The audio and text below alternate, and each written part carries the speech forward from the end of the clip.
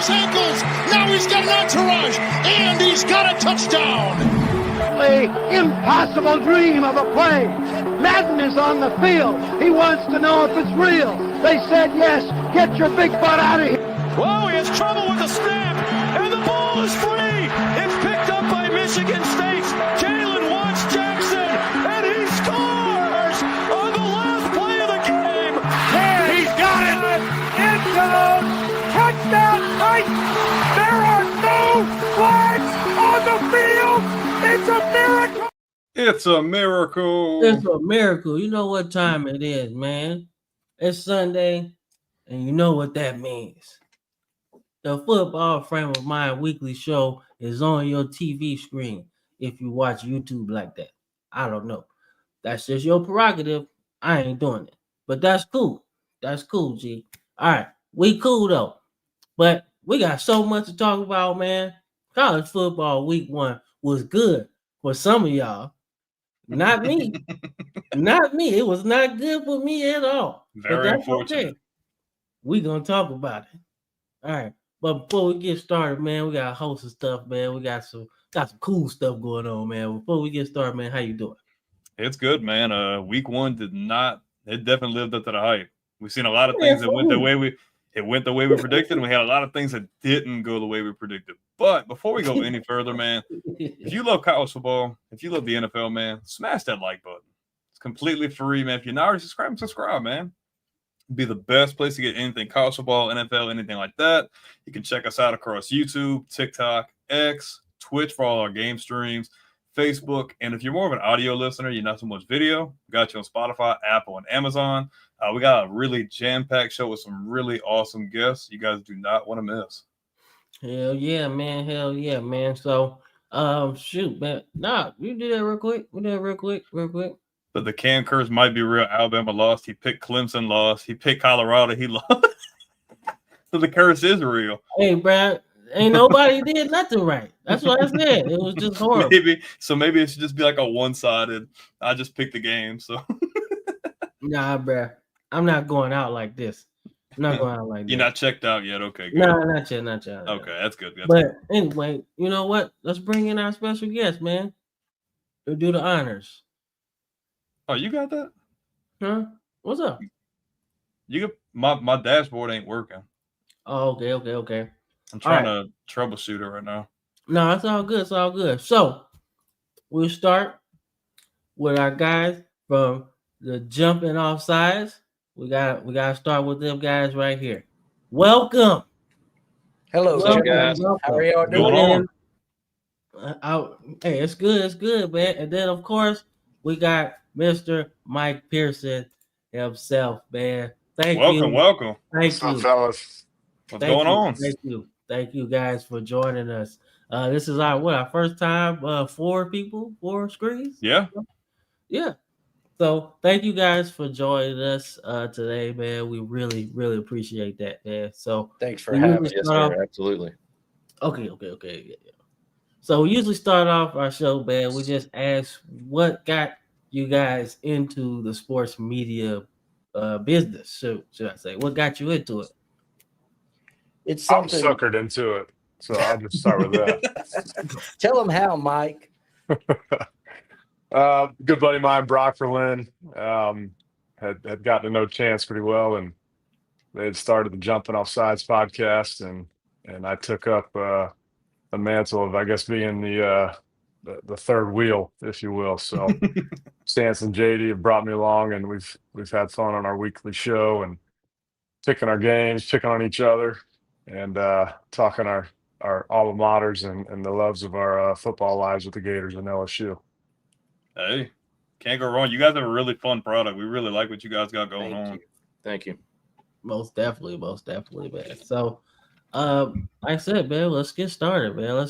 So, like I said, we start off usually, man, just say, hey, you guys, the new viewers, we appreciate you. Our casual viewers, you guys got to come on board. Come on, you watching anyway? Let's get it. Oh. No touchdown troop. You are not tripping. That is Mike Pearson. Yes, it is. You ain't tripping. Yes, it is. Favorite left tackle. What? Hell yeah. Heck You yeah. already know what it is. Mike, So, tell him checks in the mail. Hey, no free advertising, as Mr. Cance likes to say. No free ads, babe. Most definitely. They're our regular viewers, man. We appreciate y'all, man, showing up every Sunday for us, man. Every live stream, all of that. So we appreciate all of that. So, like I said, we appreciate all of that, man. But let's get started, man, with some college, man. Let's start off with a bang. We definitely picked some winners. I did not see the Alabama Florida State game. That was kind of a shock. I thought, FSU was going to be tough, but I thought Alabama was going to go in there and win. But that was a shock to me. So maybe the tide's turning for the Seminoles and that program from what they were dealing with last year. And then who knows with what's going on in Alabama, because I'm sure that seat's getting even hotter for Mr. DeBoer. That $70 million buyout's pretty steep. It's about to be dub over. It's about to be dub over. and then JD's boy, Mr. Kelly, finally got off the for start of the season, yes, sir. Which we all picked that, not just because of JD, but we thought statistically they couldn't win or lose 5 in a row. So kudos to the Tigers going in Death Valley and getting a win. College football at its finest. Expect the unexpected. Yep. Mm-hmm. Most definitely, man. So we started a new segment, man. So you guys are in for a treat, man. So there's our weekend overreaction segment, man, brought to you by the Village Sports Media Network, man. So obviously I should have the most overreaction for everybody. I'm like, look, I was expecting Alabama defensively to be better, because typically defenses are ahead of offenses at this point in the season, right? Timing issues, whatever, right? But I was not expecting 200 yards on the ground, okay? That was not it. So my overreaction is that stopping the run is an effort thing, all right? And it's not something that you just fix 1 week after giving it up. You gotta really want that. So I don't know what's gonna happen as far as that, but I, as a person that's played, football, I just don't think that we had enough guys that really wanted it, especially after 100 yards, and that was in like the first half. You know what I'm saying? So hopefully the ULM game probably won't tell you as much, but I would love to see a lot more effort, right? So that's my overreaction, man. I'm just like, hey, we'll see. What about you, Brandon? What's your overreaction? I would say my overreaction was we heard all offseason how Clemson had this awesome pass rush and how they were going to get to the quarterback and all this returning talent. And then you bring in an offensive line with one returning starter from last year and a bunch of other transfer portal guys and guys they recruited. And I don't even think they gave up they might have given up a single sack yesterday. Did really good in pass protection, really good at opening up the outsides to be able to get the running backs out there. And I think they ran for over 100 yards. I think that was the biggest thing for me. I was a shocker because I was expecting them to at least rattle them early. And that's the thing. If you get pressure early like that, you can really mess up the tempo of the offense. It can really dictate how that game's going to go for that team. So my biggest thing was all that talent, especially up front for them, not being able to really do what they would normally do. What about you guys? Go ahead, JD.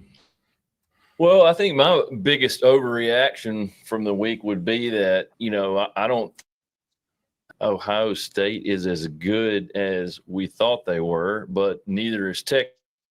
Both lost a lot of talent, on both sides of the ball. And it looked like from my vantage point, neither team really just took control. It was just kind of hum-ho pretty much. And I don't think that, their defense, well, they did bring some key guys back, but I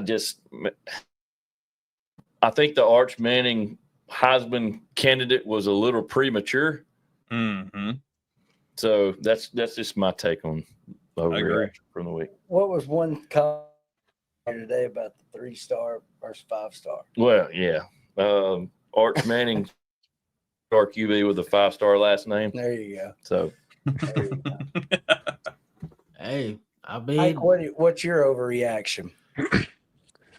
Maybe just because I'm, in the Tampa area, but now all of a sudden USF is the Cinderella of college football, and they're already getting picked to be in the playoffs. I mean, I'm pulling for them. Obviously, love seeing the program and the team, coming out strong, beating Boise State, which I don't think any of us on jumping picked that game. But that would be an overreaction to me. Of college football tends to jump on bandwagons very, very early, and they jump off very often.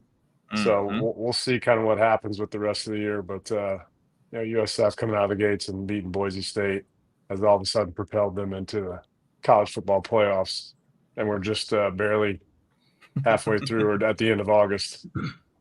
They're coming for that group of 5, man. They want to take that spot, apparently. Yeah. And I'm pulling for them. I'm not rooting against them. Cool. But it's just, I like seeing the group of 5 guys make it, but it's just so early. You just never. College football is so up and down. Like, next week could be freaking like a complete 360. Like, you really never know. But that's what I like about it compared to the league. It's just there's so much element of surprise. I feel like because someone's really hot and then someone's just really not, and it really goes on a week by week basis. Absolutely.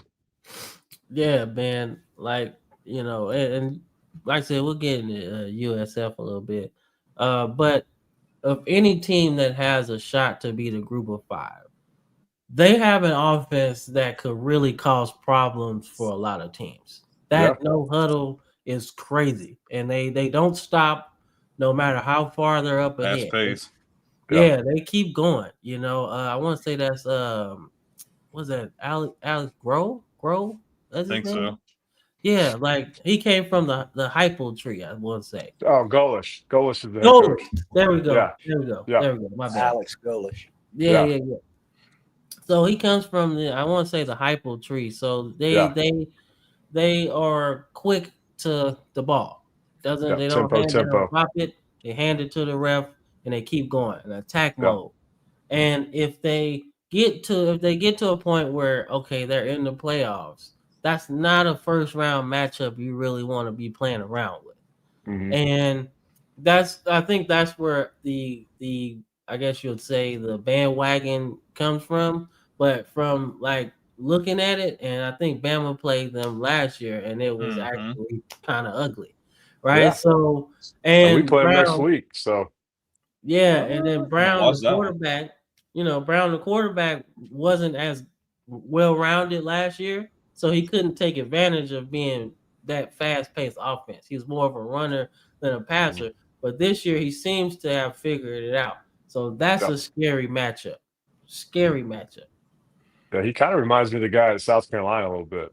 Sellers. That's scary. Yeah. When you have especially arm talent like that. Yeah.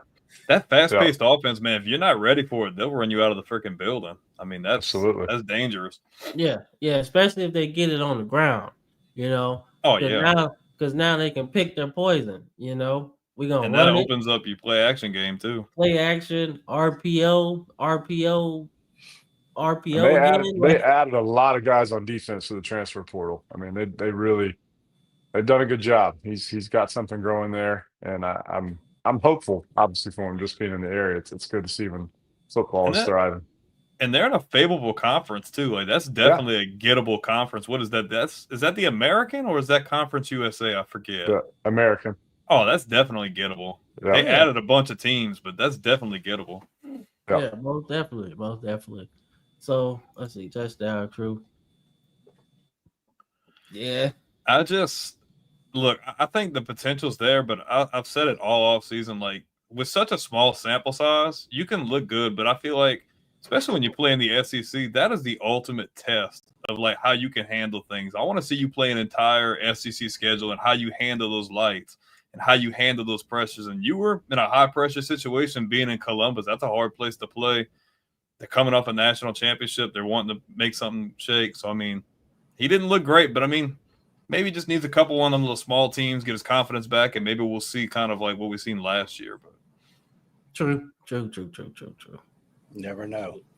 He's a lot more athletic than I had realized. I mean, he can can run around. He can scoop. So I think that'll Yeah, kind of help him out and get him out of some sacks. But yeah, he just looked throwing the ball. He did not look sharp for sure. He looked really uncomfortable. Yeah. Yeah. It threw a lot of sidearm, had a lot of sidearm action. Yeah, just kind of not Manning-esque. It didn't look very polished, a little more street ball and sloppy. Yeah, he got that athleticism from Grandpa. Yeah. Yeah. I know though with Sark, he will tailor the game for Manning. Will benefit him a lot. He'll start working more to what he struggled with and passes to the running backs and all that, and get him in a flow, and then they'll beat you over the top. I was kind of surprised. I just remember last year with Ewers, they did a bunch of that swinging out, screen stuff, and it didn't seem like they did a whole lot of that Saturday. I mean, obviously I was driving up in the car in the second half, kind of watching and driving, but I just, last year we talked about a lot where Texas running game was kind of just their swing passes and a lot of those, quick bubbles, and it didn't seem like they were doing a lot of that Saturday. So I'm wondering if either Manny's not comfortable with it. Obviously they've lost a few guys on offense, but I was surprised they didn't have that same kind of element in their pass/running game. He's got a good skill set too, man. If anybody can get the most out of that, it's Sarkisian, man. He's an offensive guru, at least in my opinion. So I mean, if you can get Arch Manning confident and able to hit those guys in stride, that's a dangerous offense, especially if he can play and tailor to how he plays.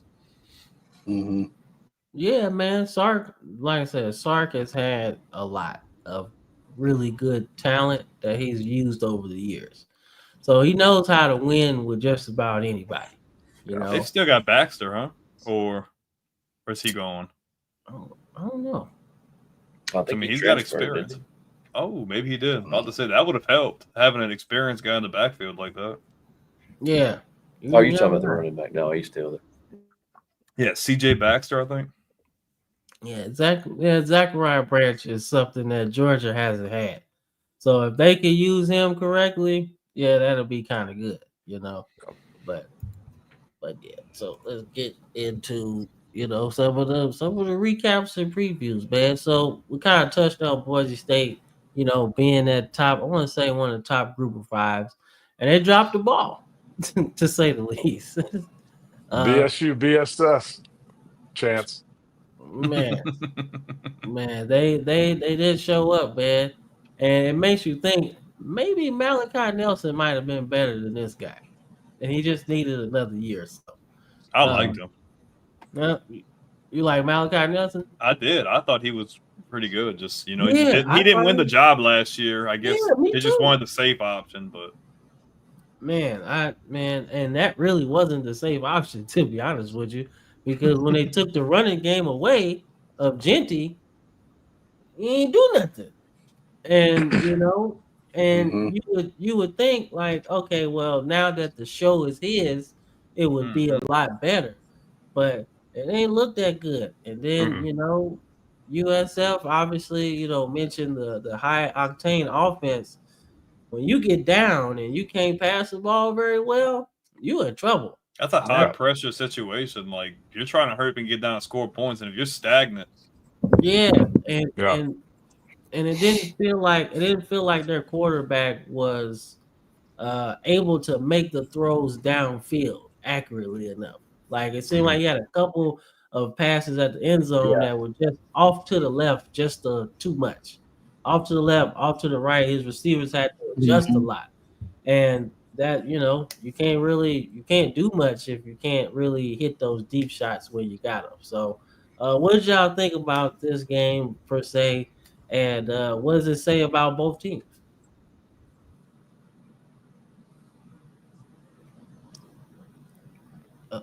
I mean, in my opinion, I feel like Mike said, USF had a lot of transfers. They're trying to build something. They had a few down years.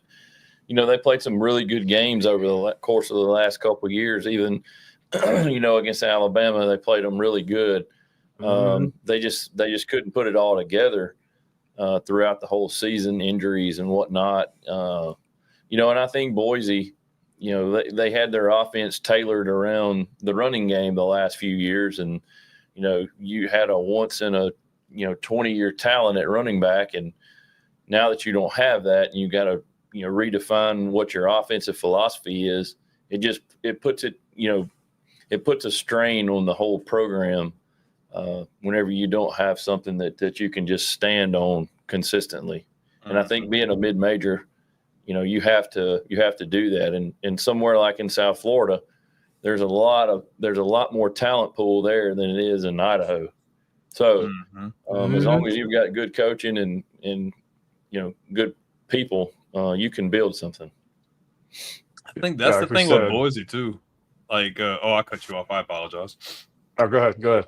No, only thing I was just gonna say is like when Boise's been really good, they've had like that one really good guy, whether it's Genty or when they were going on that run in the late 2000s, early 2010s with Kellen Moore. They always had like that one really established guy that kind of helped keep the ship level and get them winning. Yeah, and to JD's point with Tampa, I mean, it's a great spot to be. The school's finally getting their own stadium, so that's just going to continue to help recruiting. Golish has done a great job. Went bowling last year. Quarterback, like we said earlier, he's got another year under his belt.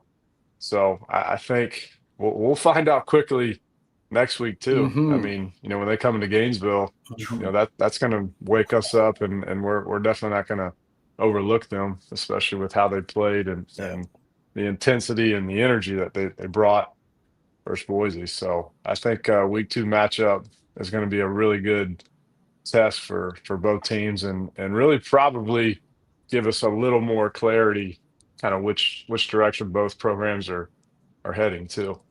I like that matchup. We should win if you just put it down on paper. So I think it'd be one of those deals where if USF plays us really tough, takes us down to the wire, then they have some credibility, and then that's a good sign for us that we're starting to move in the right direction too. Because no offense to Long Island U, but it's one of those easy games you want to start the season off and kind of get your starters some game reps and get them out early. And passing game didn't look that great, but Jaden Ball looked pretty fantastic. So we'll see next week versus the Bulls. No, I think it's a good contract. How do you like that O-line?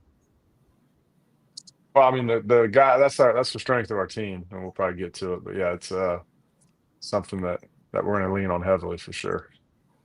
Yeah, I just like the contrast of styles, man. Like you got the 5-star guy that looks like he's going to be one of the best Gator quarterbacks in a very long time, And then you got Brown. Well, the whole Bulls team, right? They're gonna have to be together to win the game like that. They're gonna have to play their perfect game, how they would want to do it, because as you get deeper into the game, that's where the Jimmy and the Joes start to show, right? Hey, we recruit better than you, and we're gonna show you later. Right? When your guys are subbing out, it's gonna be a difference, So they gotta really kind of start off hot. That's how I would see their game plan against the Gators will have to be fast. They gotta start fast, So all right, let's see. Let's get into this next game real quick. All right. So let's talk about, man, the Heisman front runner at this point, man. Haynes King went to work. Let's just say that. I like that dude. I've liked that guy since he beat us. I mean, guy's gritty. He runs around. Longview, Texas. That's a bad dude. Yeah, I like him. Bad, bro. Yeah. True. He can He run. is not scared to stick his nose in there. No. Yeah. Man. I've been kind of on that bandwagon for a while. He do it for a full season. That's always been the key with him. I like their head coach so much. Brent Key. He is a hard-nosed guy. Yeah. And so his players embody that. They're going to win a lot of games that they shouldn't win, and then we'll see if they're typical Georgia Tech where they lose the ones that they should win. But I really like the trajectory of that team. and the way he lines up, and we're running at you, and Haynes King embodies that mentality, and I love it. A very gritty bunch for sure.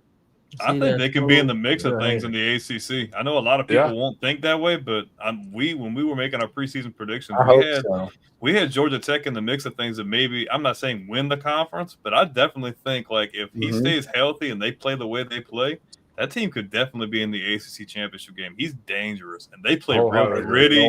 They're well coached, and they're just really tough.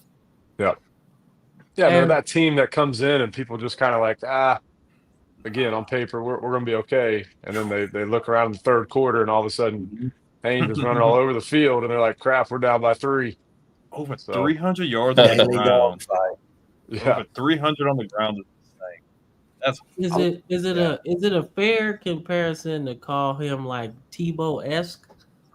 I was going to say like a poor man's Tebow. I mean, he doesn't have the skill set on the outside that Tim has or had. But, I mean, definitely from just the way that you could tell the team rallies around him.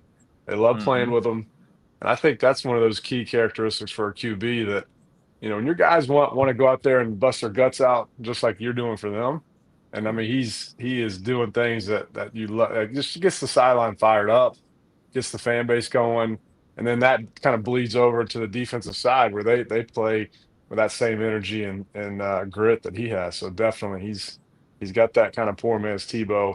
So you get him a couple of wideouts on the outside to let him, you know, open up the scoreboard a little bit. But either way, they're going to win with him. He's a guy you want on your team, 100%.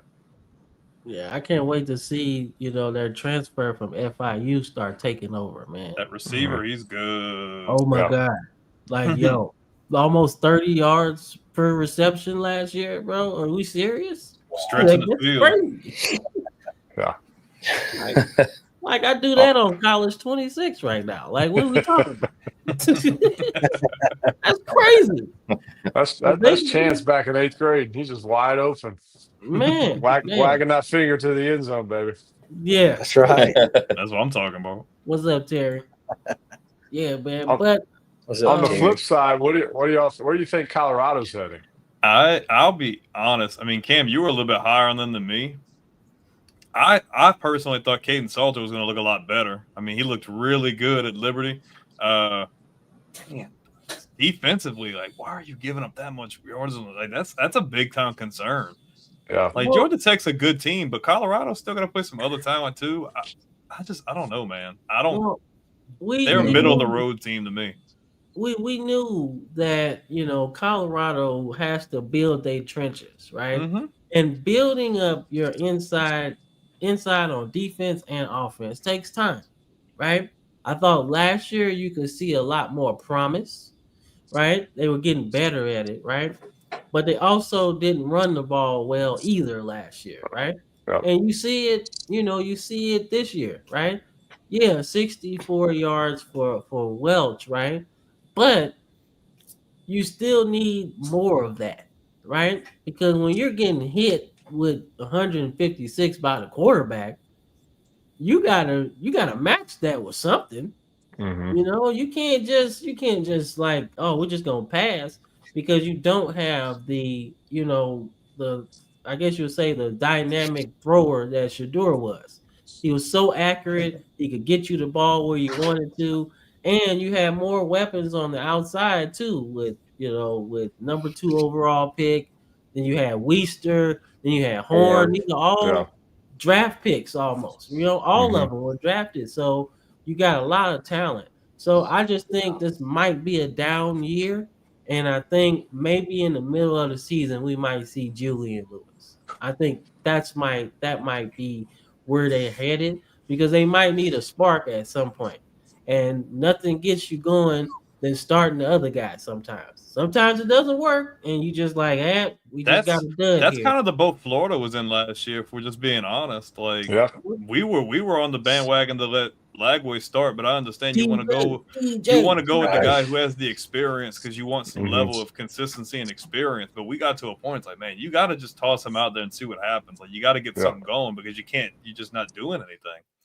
What's good? No, we talked about that ad nauseum last year with the fact that, you know, unfortunately Mertz getting hurt. for him personally, was a downer. But I don't know if we go 8-4 if Mertz is healthy the whole year. I don't think y'all beat Ole Miss and LSU with Graham Mertz at all. No. Nah, because even though Lagway obviously has a way to go in terms of accuracy, he's electric passing the ball, right? Like that arm talent is crazy. Accuracy is gonna come as he gets older and he practices and he sees more defenses.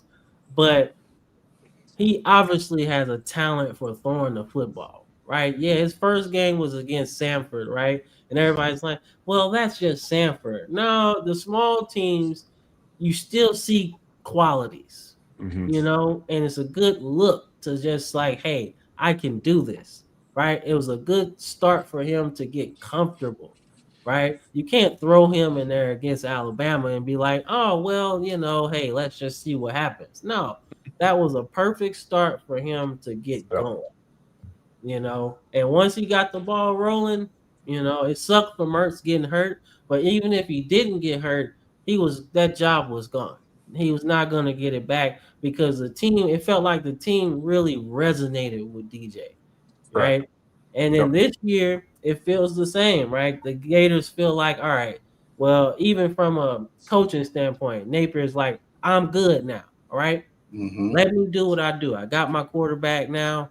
Let me just do what I can do, right? Not all that chirping, and not like he was even paying attention to it, but you still hear it, right? Oh yeah. The hellacious schedule that they had, like everybody's calling for his job, right? And me and Brandon was like, man, I don't know. This schedule kind of tough, man. You know what I'm saying? I don't know. But then 8-4 bowl game. They don't pay you $8 million just to sleepwalk through it either. So you don't get $8 million bucks. You better sign up for the schedule that you got. I mean, same with Brian Kelly and LSU Tigers. I mean, we talked about on our show. If he loses that game coming out of the gates, is it a hot seat type of? It's an uncomfortable conversation. Yeah, man, I agree. But we don't have to worry about that now, no, Mike. We don't. No, we don't. We're on the bigger wagging that finger. That's right, baby. Wagging. We're in the Honda one accord.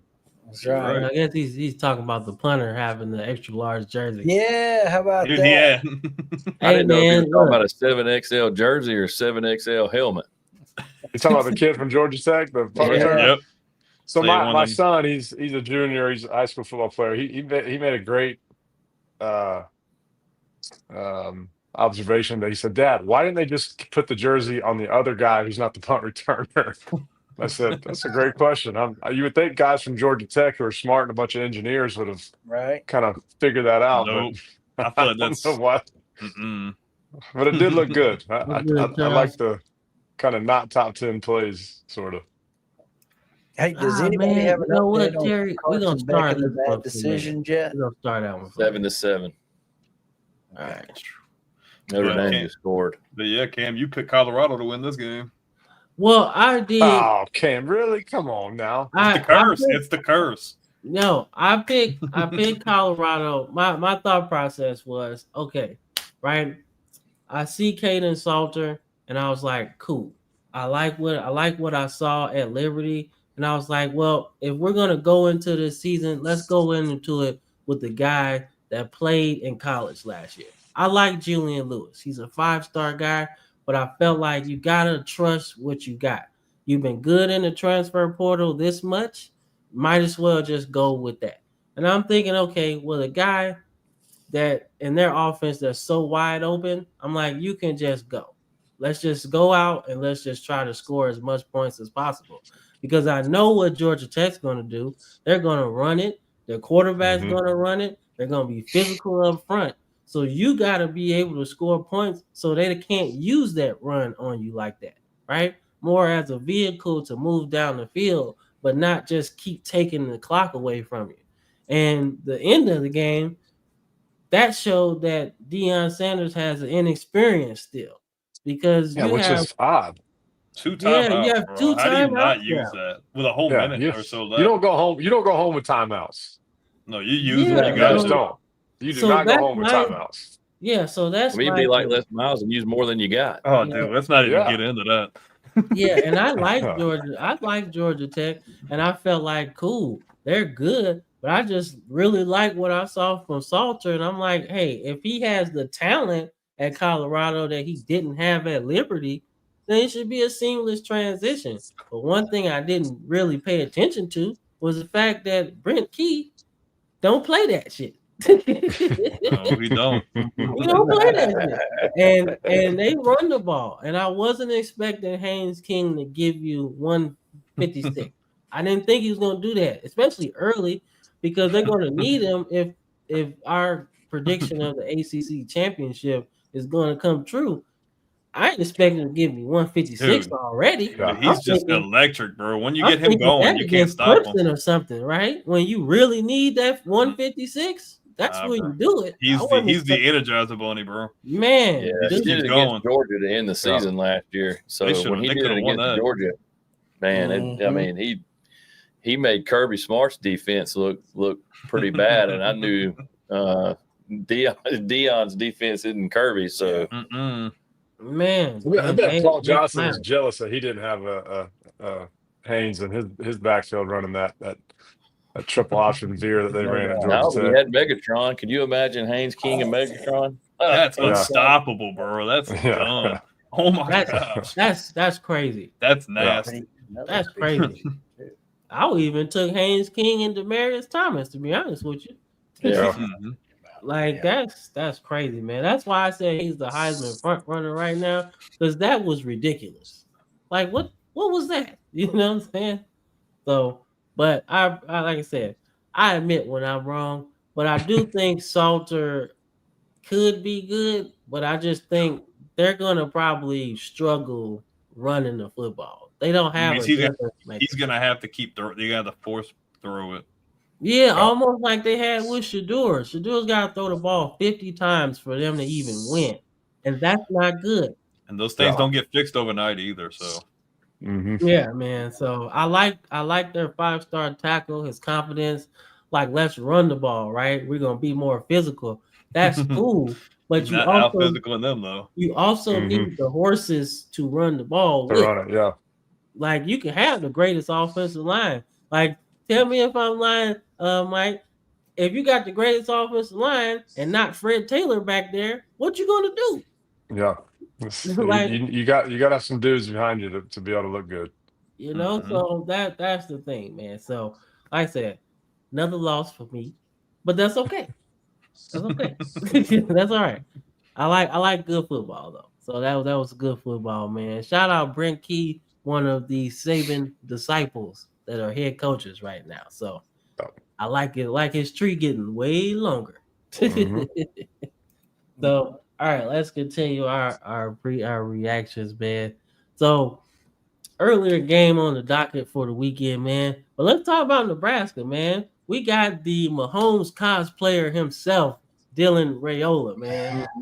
So, right, he wants to look like Mahomes. He wants to play like Mahomes, even Jumping around pregame. Yeah. I swear, the hand gestures and everything. Oh, I bet everything, man. If this was Comic-Con, he would be a winner. Oh yeah. All right. Yeah. But Nebraska starts off the season, man, pretty good. Good win here, man. You can tell Cincinnati's defense is okay. I'm not sure if this was, more Nebraska's offense figuring it out or Cincinnati's defense, being pretty good, I don't know, but I really like what I seen from Dylan Raiola, man. All right. There's some good decision making, and they won the game. So right now, like, I don't think it's more about, the playoffs right now. I think it's more about getting better every week for Nebraska, right? The Big 12, well, not the Big 12, they're in the Big 10 now. My bad. Old mind thinking backwards. My bad. But for them to make any run in their particular conference, man, they're gonna have to steal some games, right? And I don't know if they have enough because the Big Ten's so damn big right now. I don't know if they have the horses to beat the Oregons, the Ohio States, and things like that. But I do think that they could steal some games and be bowl eligible. So good game for them. What y'all think? I agree. I mean, they win by 3, but the big difference maker with time of possession, man, almost a freaking 20-minute difference. And when it comes to these short score games, turnovers are a big factor. Nebraska doesn't turn the ball over. Cincinnati turns it over twice. I think Nebraska's just got more. I mean, I would hope you got more. You're spending like $20 million in NIL. I mean, I would hope that you'd be able to compete for something. But Cincinnati's kind of just one of those hang-around teams. They haven't really ever been the same since Luke Fickell left. But I expect big things from Nebraska. But Nebraska, for them to make any kind of noise this season, they're going to need a lot of dominoes to fall in their favor, and not even just with them. They're going to need the Big Ten to be really cannibalistic, and some of those top-heavy teams need to take some losses for them to even sniff a playoff spot. I still can't believe they went to the Big Ten, bro. That was backwards. I'd rather them in the Big 12. Like, you ran the Big 12 for decades, and you go to the Big 10 where you have no recruiting base? None? Oops. It made no sense. I was like, nah, bro, you tripping. I mean, they made the Big 10 title game, one time? Couple times. I think once with like Bo Pelini, maybe. I'm not sure. Yeah, but that was it. You know, that's about the same thing as Mizzou making the SEC title. Way behind. Which I was happy about, by the way.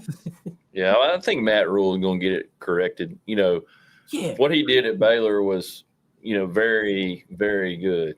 And, I think he'll get it going at Nebraska. It's going to take him a little bit of time. Now, I'm like y'all. I do feel like Nebraska's a Big 12 team to me. Big 8, Big 12. All of that. I think that, they've got an uphill climb because they're behind Wisconsin, they're behind Ohio State, Michigan, now Indiana. Nebraska's got a huge uphill climb, and, they're going to have to spend some money up there to get where they need to be. They've still one of the best programs in history, but they've fallen behind, and they let it get to that point by not hiring the right coaches. And, let's be honest, they're in the middle of nowhere. So you've got to recruit Texas really well. And I don't think once they got out of the Big 12, they were able to do that. Mm-hmm. And so I think that's affected them, from that standpoint. And, hopefully, I'd like to see them, back in the, talk one day about national championship consideration, but we'll see. Yeah. Well, your point too, Cam, with Raiola, year 2, he's got a full off season with Holgorsen, getting that offensive terminology and system. So they got Holgorsen from Houston. Who's the OC now? Yeah, he's the OC, right? Dana Holgorsen. Yeah. Oh, I'm kind of curious about that now. Yeah, because if they got Holgorsen, man, that changes some things. Yeah, because he came in midway last year. I think. I'm pretty sure. Is. Yeah. Okay. Yeah. I like last year, man, because he had a bunch of turnovers as a freshman, so I think that's where, to y'all's point, this game was a good, again, maybe precursor to how they're going to win games. They're not going to turn the ball over. He's going to be smarter with the ball, make some plays with his legs. Obviously, he's got a huge arm. So we'll see kind of where it goes. I mean, Big Ten football is still Big Ten football. Play defense, don't turn the ball over. Make sure you make the smart decisions. So I think they've got a chance. It's like anything else. Some of these early games and just don't know what you have until, say week 2, 3, 4, because all the early games, the defenses are usually ahead of the offense. So you're not going to see these big high scoring numbers. And then once everybody kind of gets their footing, and again, with Raiola having that new offense terminology, Holgorsen's going to make sure that putting them in a good position. So I'm excited. I like the kid. I think he's, he comes from obviously a football family. His dad played forever, coached him. So I think it's going to be good for Nebraska. And I'm a big believer, your traditional powerhouses, whenever they're doing well, it's good for college football in general. So that's true. I agree. Of course. Yeah. Good 100-yard game for Johnson as well. So, that's a good plus, especially as you get into the colder months, you got to bring your running game. So Yep. that's a good start. Yeah. So shout out Matt Rule, man. He is the builder of broken programs. Let's just say that. Mhm. And I love him. Mhm. So we keep going here, man. So this game was Auburn Baylor, man. This game was peculiar to me. All right, I don't like Auburn, of course, right? But I love what Jackson Arnold looked like, man. Oh my God, he looked exactly what you thought he would look like at Oklahoma. Okay, a guy that's big. He obviously, you got to bring your hard hat when you tackle him. You got some size on him, right? But as much as Auburn looked good, I gotta talk about Baylor because offensively, it might have been because the game was getting out of hand. But if they can put up numbers like this in the Big 12, they're gonna steal some games They because did it late last year. yeah, like this is crazy, right? And Brandon, you being an LSU guy, you know David Randall pretty well, right? So the fact that they have this offensive firepower, right, is crazy, and that's good. Maybe not against the SEC team because they obviously probably have more depth in the trenches and stuff. But the fact that they put up almost 500 yards of offense in this particular game is crazy. And I think if you're Baylor moving forward, let's just do this, right? Let's just do this moving forward, and I think we'll be all right. Because the Big 12 to me, yeah, it's like Arizona State's kind of like the top dog, right? But I do think the division is gettable. I mean, the conference is gettable because you got a lot of teams that have a shot, and they might be on a cannibalistic type thing where one team loses, another team loses, and you just keep going, man. So, what y'all think?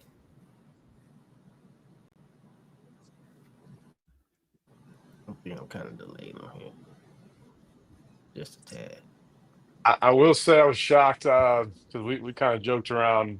Who was it? The ESPN guy, Matt Garrity, that he picked Jackson Arnold as his Heisman dark horse. Oh May- yeah, may- dark horse Heisman.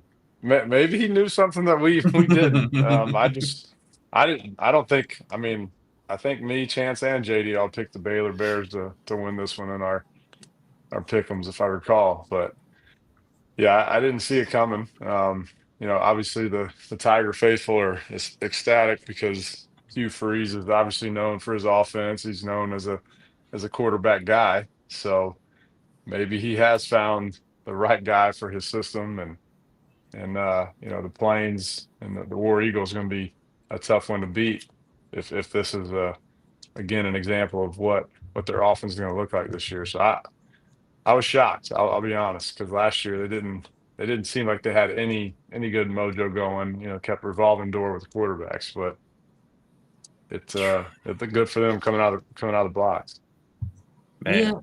Yeah, and typically Hugh Freeze has a really good when he has a quarterback that's mobile, he wins pretty well. Hmm. Think of Chad Kelly, at Ole Miss, he looked pretty good, right? And you think about, I want to say, what's that, Liberty? Was he at Liberty? Malik, yeah, Mhm. Yeah, Malik Willis, right? When he has a yeah, quarterback that has some wheels, his yeah, offenses are pretty much untouchable. yeah, So this is a good start because it might be the best quarterback he's had like ever. yeah. It definitely looks that way. If Yeah. Arnold's good, you in trouble, Cam. Hey man, I already told you. I It's said, the man, voodoo house. I said the way that they were hitting the transfer portal and stealing all of Recruiting, the Auburn's been killing it in recruiting, like Yeah. ridiculous. Like in the state of been- Alabama. they've been stealing guys from y'all, like right under your nose. Like it's been Yeah, crazy. man, guys that Nick Saban would have never let go to Auburn. Yeah, Mhm. You could have offered them crazy BMWs yeah. just to keep them from going Cam, to you're Auburn. you're a Bama guy. You're an Alabama guy. I'm an Alabama guy, man. Yeah, we Well, gonna get to that game. the cat's away, so those mice are playing right now, boys. Man, look, I like that. I like that. Yeah. man, That's look, a good one. like look, we already talked about. I said if any year Auburn could get us, This would be the year. this would be the year to get us. Dude, Hugh They Freeze, in the like voodoo house already. We call that the voodoo house. So like, And like let the board have a 7-6 year lose the Auburn Tigers and see if dude, they will and see if buy Saban that. doesn't come marching back into town. Dude, they will buy that contract out, bro. They Buy it don't- out so quick. Man, you know how many NFL players we got that'll put in money in the pot? Cam, you don't need no NFL money. You got plenty of what my buddy used to say, long bred people around there that can stroke that check. Hey, everybody can go. Yeah. Just clean house. And we were kind of giving JD a hard time last week that if Kelly started off the season with a loss, there's some guy named Saban laying around that We're a couple months ago he said his biggest mistake was what, JD? Leaving LSU. Leaving LSU. So Brian Kelly did not want to lose that first game. Man, look, our biggest mistake was hiring him. No, the problem with Alabama fan, 15 years, you've had Nick Saban. And Bama got to where they felt like the program Nick Saban. I'm telling you. And so now you're seeing, and so they don't really know how to deal with it. Buddy of mine yesterday lives me is like Mike Shula 2.0. I'm like, bro's coached 12, 13 games, however many, 14, whatever. And so, I mean, because those coaches don't come around that often.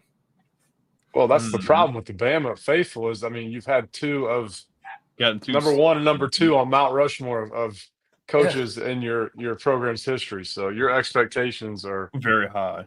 Yeah, I mean, unattainable. So, hey, that's what you want at Bama.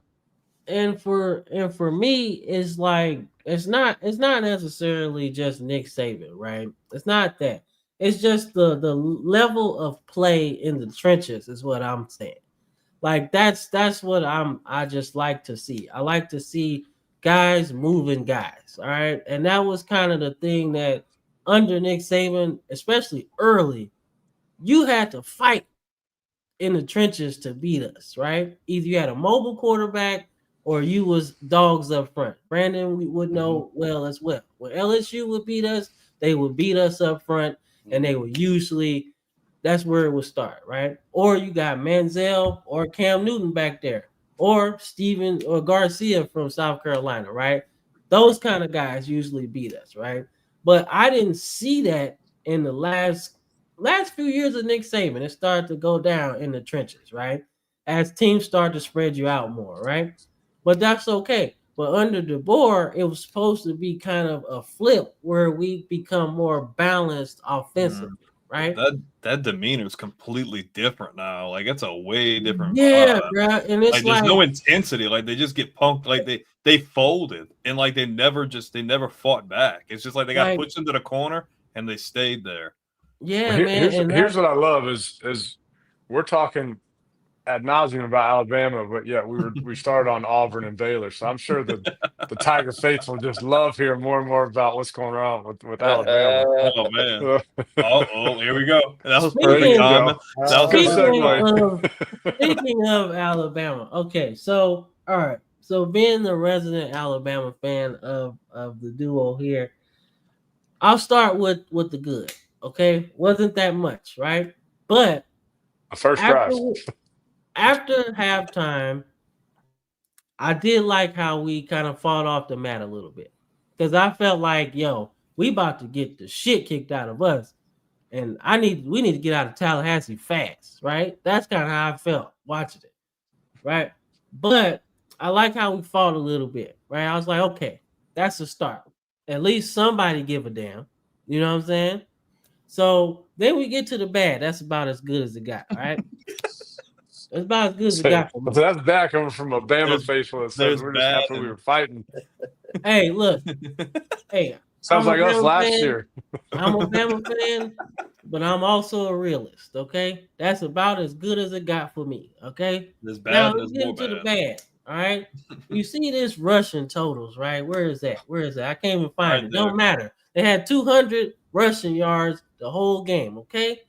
When the last time somebody got 200, on Alabama and on the ground specifically? It's been a while. That was disturbing, right? And then we kept subbing guys out, right? I remember as a time somebody asked Nick Saban, "Hey man, why you don't sub no guys in? Why would I sub guys that don't play?" My bad. I kind of agree with him.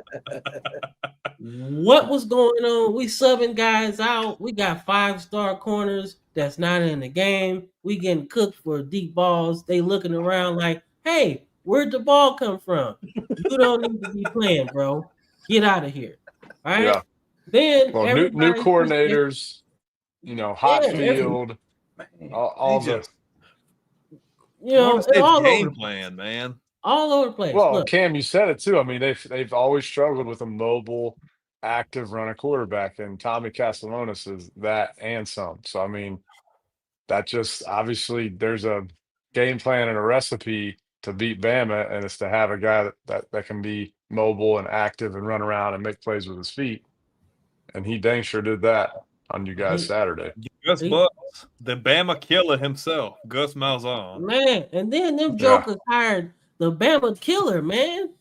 Gus Bus. Are we Yeah. serious? Oh, and he's quick to tweet. Did that tweet come out before Sunday or was it Sunday morning? Because he was quick to get on the airways. Man, look, like Last night. that was Auburn's biggest mistake, in my opinion. Yo, you done beat Nick Saban a bunch of times in a place where nobody beats Nick Saban, bro. Nobody, unless it's in the title game or something. But he beat him multiple times, and you fired him for a dude that ain't won shit. Yep. Makes no sense to me. Florida State's offensive game plan, though, man, they were just hitting on all cylinders. Like Man. that receiver sweep, and then you seen him hit him down on the right hand side of the sideline. Gone. Left them in freaking dust, man. They just had no answer defensively for them. And a lot of Bama fans are sitting here saying, "Man, Ty Simpson ain't the thing." Yo, Man, they rattled him, bro. Hey, did you see the way he had to run for his life? And he was escaping. Looking good too. But why does he have to run for his life in the first place? That's the question. Where's the line? Where is it? I don't know. But that was disturbing, man. So it messed me up this whole game. I'm just watching and shaking my head, man. We got a whole group chat, and everybody's like, "Man, what's going on?" Hell, if I know, I don't even know this team. Like, this is ridiculous. So see this is what we talked about when we started. I love how college football, you get a team like USF, that they're the world beaters and let's stump our chest, and then we've got a traditional powerhouse Alabama that, I mean, they can lose 3 games and still probably get into the playoffs, and it's game 1 and we're ready to let's fire the board. The QB sucks, our O-line's no good. I don't know if y'all agree. College football at its finest. I don't know if y'all agree, but mostly everybody had written Norvell off. We didn't have high aspirations for them at all. Like, I seen the things they did, but I don't know if it was just me playing that off or it just going under the radar. I'm like, they might do better than 2 wins. They made that dude take a pay cut. But like, I was like, man, they're paying him a lot of money. And like, we were talking about this game. I'm like, dude, if they get 2-3 games in and this is getting ugly, they made that man take a pay cut. Money. But man, he ain't taking a pay cut now. Hell no. No, but I'm saying that just shows you. I mean, they gave him some ultimatums. I've got buddies up in the high up in the know, and I mean, they all said to a man, like, they pretty much gave him, a very, very harsh meeting and said, look, this is what we expect, and if it ain't you, we'll make a change quick. And I think for college football in general this year, again, because the GOAT is out there hanging around and making these comments, there's a lot of coaches that are going to either change their MO. They may become, I'm going to stay 21 hours in the building versus, going home. And, maybe we don't see the kids, JV football game on Thursday because it's big business, $70 million and all this stuff. So I'm glad FSU had a good showing because I think when the state of football is good in Florida all around. It bodes well. He had a great game plan, dude, from the start to Yeah, finish. Like, give it credit where it's due. Like, that was crazy. I can't hate on what what Florida State did, because Gus Malzahn, when he's on, he has a quarterback just That's like a great hire. That's a great hire. Like, it was a great hire. It was a great pickup for Castellanos. And it was a good pickup, right? And I felt like, at BC, he got benched. I was like, well, that's just Bill O'Brien not knowing what the fuck to do with a mobile quarterback. We already know how he was with Jalen Milroe, right? He didn't know what the fuck to do with him. That's okay, because he got Dylan Larnigan, right? But he works with pro-style quarterbacks. That's just how he works, right? He doesn't know how to game plan for a guy that's off script. You know what I'm saying? So that's fine, right? But him going to Mike Norvell, if you look back at 2023, Jordan Travis was just like this. Just like him, yeah. You know, and I think Castellanos is a lot faster and more shiftier than him. Right? Yeah. So I think, that this was the perfect storm for them. Now, will they go on a 2023 run? I'm not saying all of that, but the team has more energy, right? And when they tried to do DJU last year, it just looked like they were just forcing it, right? And it just didn't work, didn't work. And that's cool. Sometimes you take a step back, right? They took a real big step back. Yeah, big step back. But this is a big step forward, man. This is almost like it's like a program building win almost. Like, let's start. I was impressed. I was impressed with Florida State's defense. Like, the safety that transferred from Alabama, like, that dude was coming downhill. Crazy. He was coming downhill in a hurry. Yeah.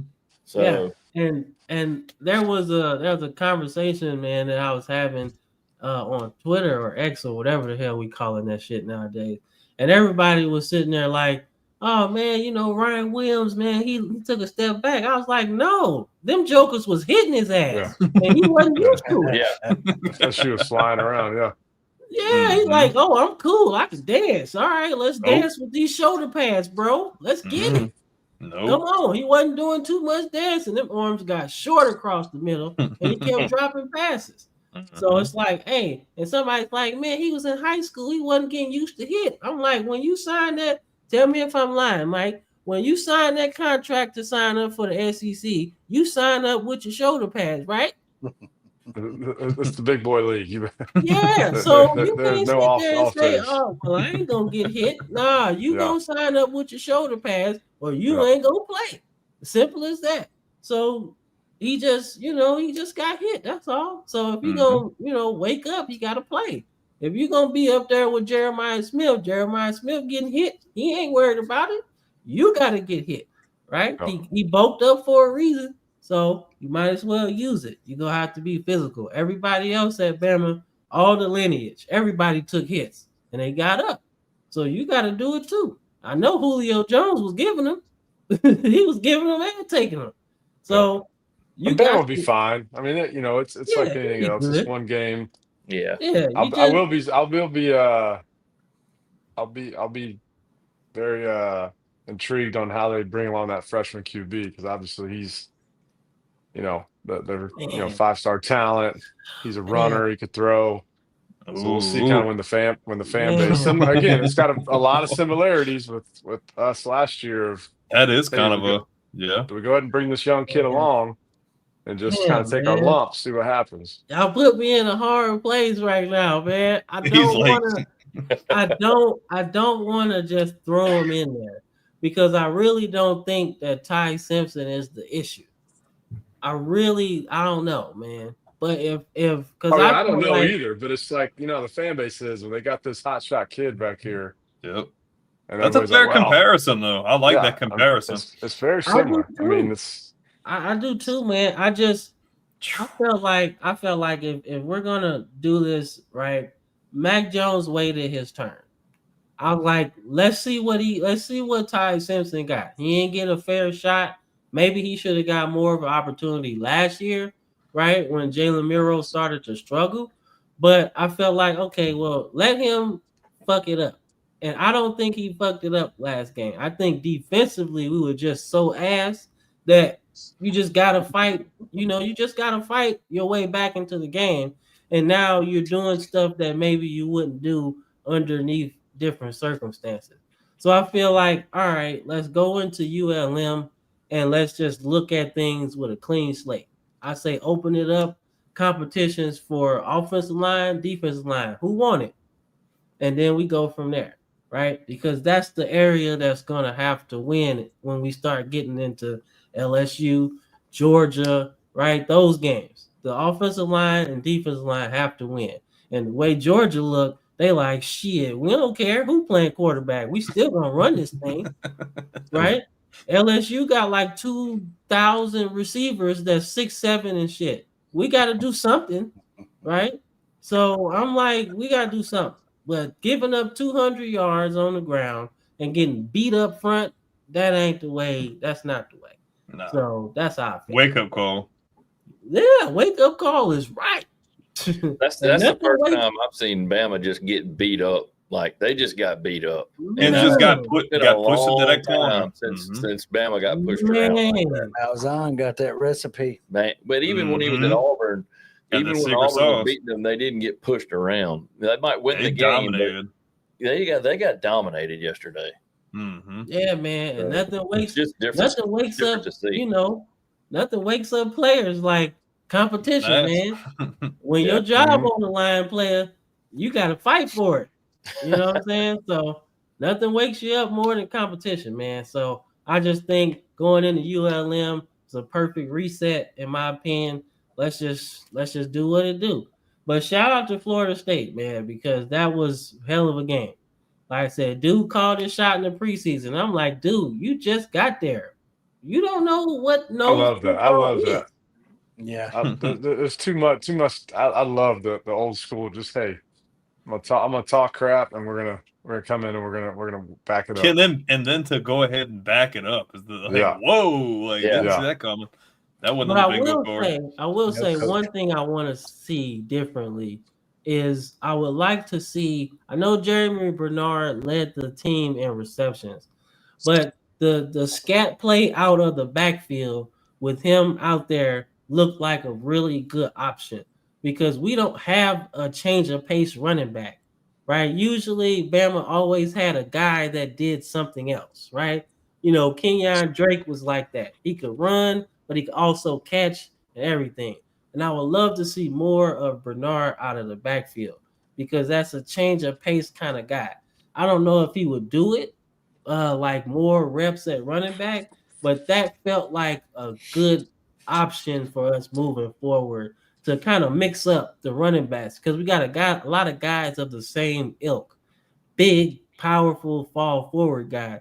But if you getting hit in the backfield, you ain't going nowhere. If I stop your charge, you know what I'm saying? So like that's kind of how I felt. But like I said, I just something I seen at the end of the game. I was like, maybe we could do something with that. We'll see if they're creative enough to see what I saw. But she got one more recap. All right, let's talk about the game that everybody was talking about should have been later in the day, man. It turned out to be kind of a dud.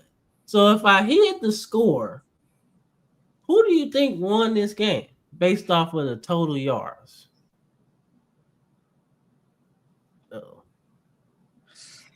I mean, you would have.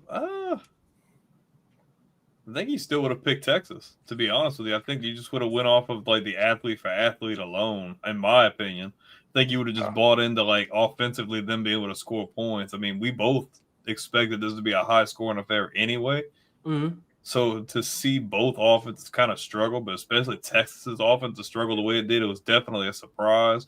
And Ohio State was opportunistic. They did what the most they needed to do, and they won the game, man. I picked the under, by the way.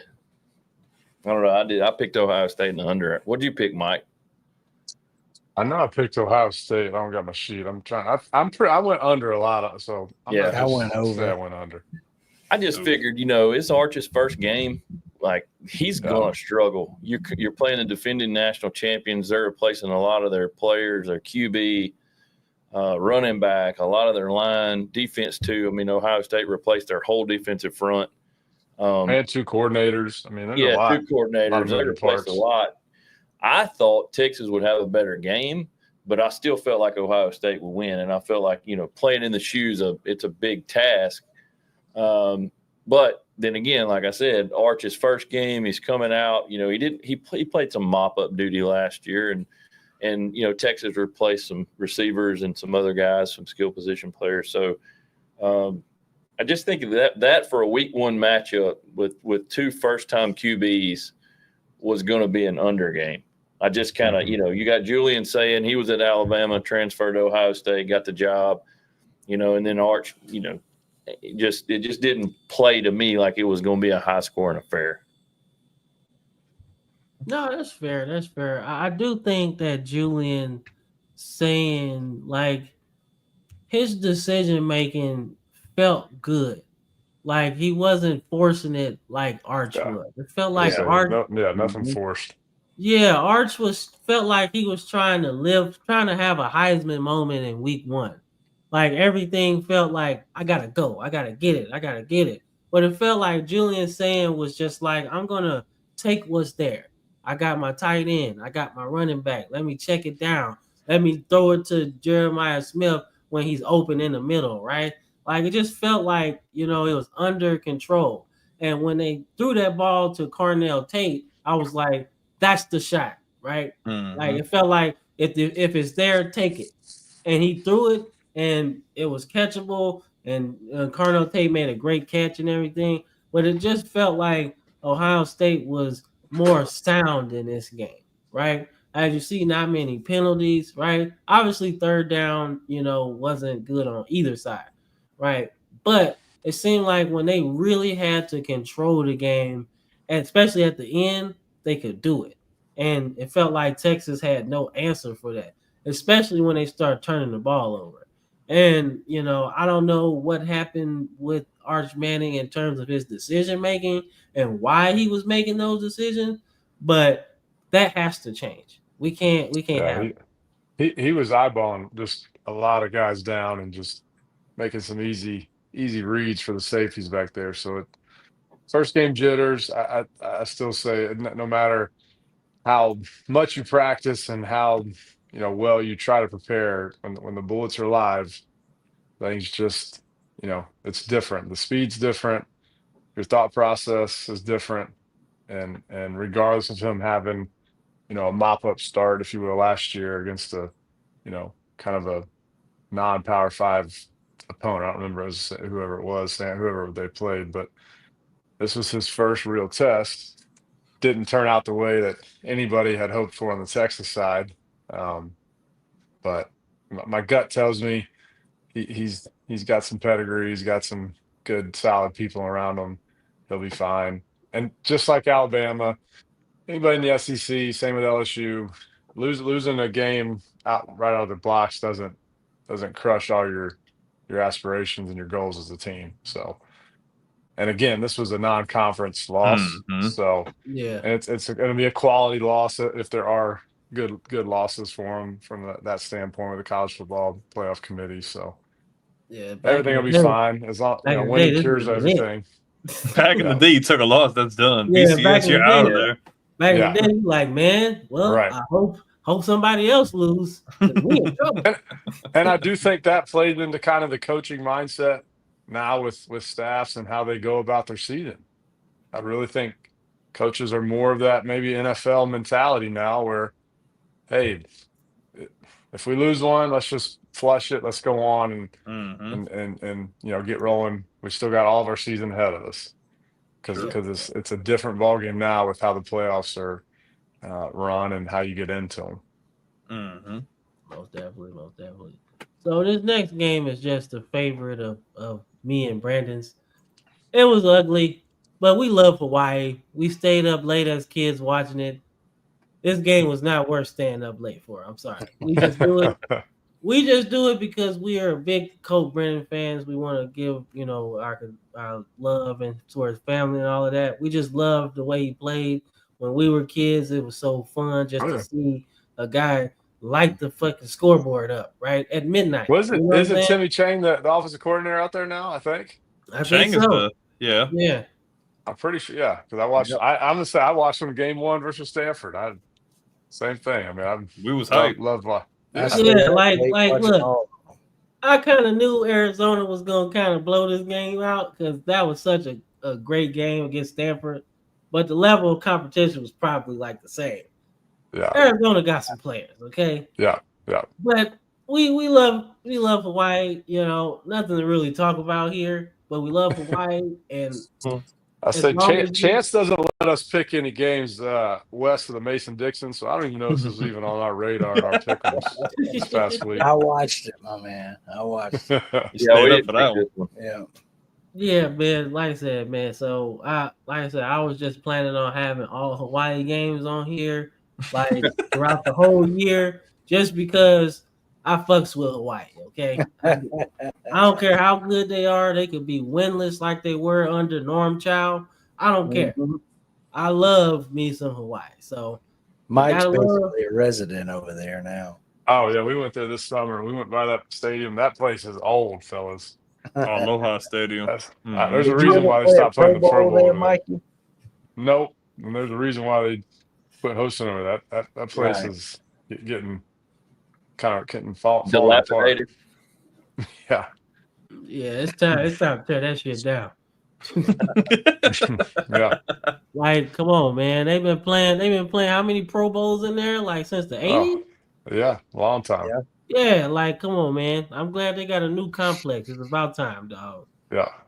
Yeah. But like I said, man, like it's a tough game, but that's all right, man. I still fuck with the Rainbow Warriors. But anyway, man, we're gonna finish off our reactions, man.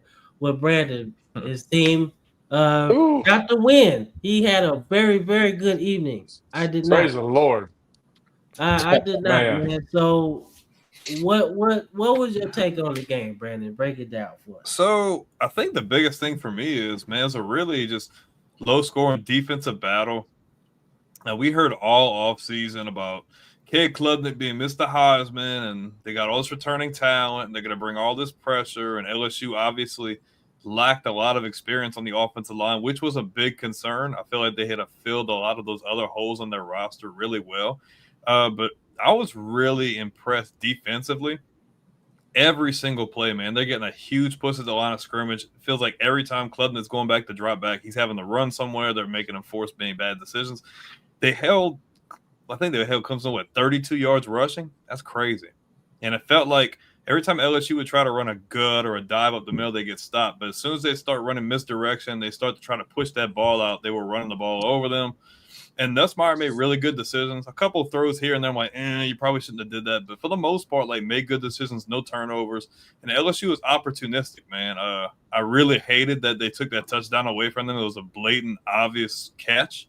And I think it was a blatant, obvious touchdown, in my opinion. Some very questionable. If they let a lot of calls go, especially some pass interference calls going down the stretch for both sides. SEC Weird officiating. Yeah, I agree. Terrible. I agree. But, man, it just seemed like they rattled Klubnik, especially those last couple of drives, man. He just you could tell that touch on the ball was off. He just couldn't get the ball where he needed to.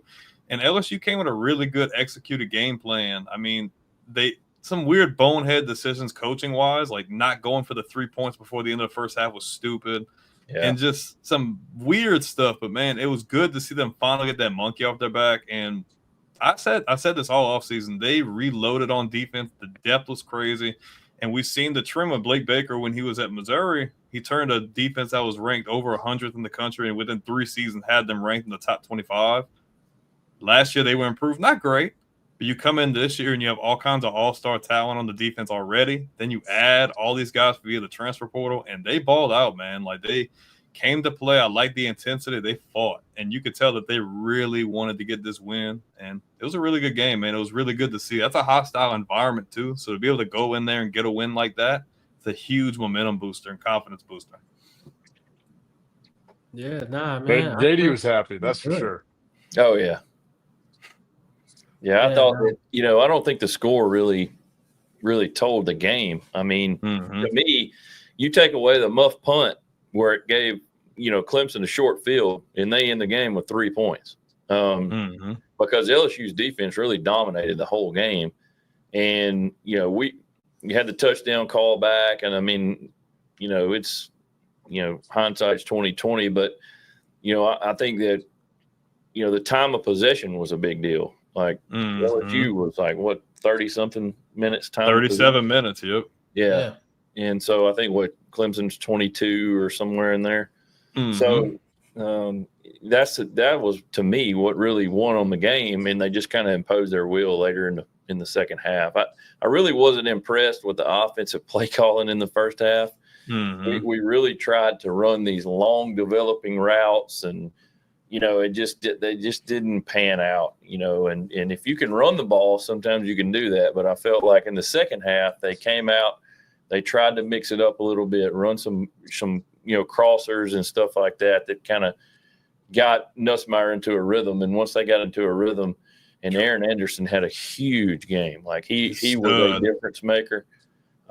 If that Marion Brown too. Brown looked really good. Brown, he didn't drop anything. Yeah, he can take the top off of a defense. And if you've got two options like that, I mean, I think LSU is going to be really good going forward. Big matchup in 2 weeks too. That fumble early on, it scared me though. That fumble was sharp. I'm like, oh no, we cannot afford this early in the game. I'm like, that gave Clemson points. So, dude, and it gave them momentum. I'm like, dude, that's not the way. Man, how did the Yogo line look, JD? Man, the offensive line looked great, man. The center, Braylon Moore, transferred from Virginia Tech. I mean, we've basically got Mike, and I know I told you 4, but we had 5 new starters on the offensive line. So Chester didn't even start that game. Unit. So DJ Chester was the center last year. He didn't even start. I mean, he came in a series on left tackle, when our left tackle went out, but they look really good. Didn't really give up any QB pressures to say. But I was impressed, and I told Chance this last night. I was impressed with the defensive line. Like Kyle has really, Kyle Williams, friend of the show, he's been on. He really made a huge difference in how those guys, have their run fits, and it completely crippled Clemson's offense. Whenever they couldn't run the ball, it was, you knew at that point like they're in trouble. And they already didn't have a really established back like they had over the last few years, having guys like Shipley and all that. So you're not already having that established guy in the backfield hurts you. But with them having such crazy push at the line of scrimmage, it was like they were suffocating them every time. It didn't matter if they would hand the ball off or they were dropping back in the pass. 2 or 3 seconds in, they're already back there about to shut it down. So I mean, yeah, and with Randall being kind of a converted running back, he actually played receiver for a while. Like, I think he actually, has to get more comfortable. So I feel like later in the season, he actually might be a more dynamic threat for them, right? Yeah. But your first game against LSU, like, it's just gonna feel a little different, right? Because you're playing against some NFL players on the other side. So as you get more comfortable against the Virginias of the world, right, you start to get a little bit better as the season goes on, man. But I was more impressed with Garrett, man. Gosh, man, he looked so comfortable in the pocket, man. He was comfortable. He was making decisions. Like, it felt like last year he was more pressing, but he felt so comfortable back there, right? And even when Clemson got up, it's like, nah, we good. Let's just keep chugging away at it, I also like that big tight end guy, y'all. Trey Green. Yeah, that big guy. He's 6'7". He's tall. Basketball player. For those guys is what's his name? That's correct. What's his name? Man, dude, he cold, man. He's a basketball player too. He's going to be hard to defend when you like yesterday. Whenever they got into the red zone and they singled him out wide and they run, 4 receivers to one side and him on the other side, and that corner's 5'8", 5'9". Like, there was no. He's gonna box him out. He's gonna box him out and hot point the ball. What he did. So, so I know Mike. I don't know if you saw that, Mike, because you were driving back from Gainesville, but it was pretty good. Yeah, I was watching a little bit in the car. Is it a fair thing to say that he is what y'all thought Gilbert would be for y'all? Kinda. I mean, but I don't know if they're the same style. But I mean, they're both ultra athletic. But Trudell's being a basketball player, he can really get up there and high point those balls. And like how he was saying, you're running a streak on the other side. You can box out that corner and you go up there and get it. I mean, that's pretty hard to defend, especially being in limited space in the red zone. That's almost a cheat code automatic touchdown. Like that's hard. Yeah. That's really hard to defend. That's He nasty. reminds me a lot of Kyle Pitts and how they used him at Florida. When they split him out wide and use him like that, it's a lot like that. Mm-hmm. Yeah, that's scary, man. I was like, dude. I was like, dog, just throw it to him all the time. Can't nobody mess with that. Their receiver, they probably got the best receiver room in the entire conference, in my opinion. They're loaded, speed wise too. They're really fast. We ain't there yet. We ain't there yet. We ain't got that kind of guy. Not yet. Nah, but that was a good game for LSU, man. Like I was really happy to see them really win this first game. Because losing to USC last year was just like, what the fuck, man? Yeah, and if they would have lost this year, JD would have been on man, top I was like, you wouldn't want to hear my reaction. I would have driven to like, the horse track and put a for sale sign in Brian Kelly's yard. Yeah. I'm serious. Oh man, that would have been a viral don't moment. get me wrong. I only wanted USC to win last year because I had Ryan Branch going for like 68 yards, and I needed that for my draft. My underdog. That's it. That's all I needed. So that's it. But like I said, man, that was tough. But I'm glad they got it, and of course LSU is going to move up the rankings. So, like I said, man, this is a good win. Good win. Good start, man. And they are the true Death Valley after this. So there you go. Right, so like I said, we're gonna take a quick commercial break, man, and then we're gonna get into some picks for next week. You got the commercial, Brandon? Yeah, I got it. All right, We'll be right back. Sponsored by the Villains Media Network.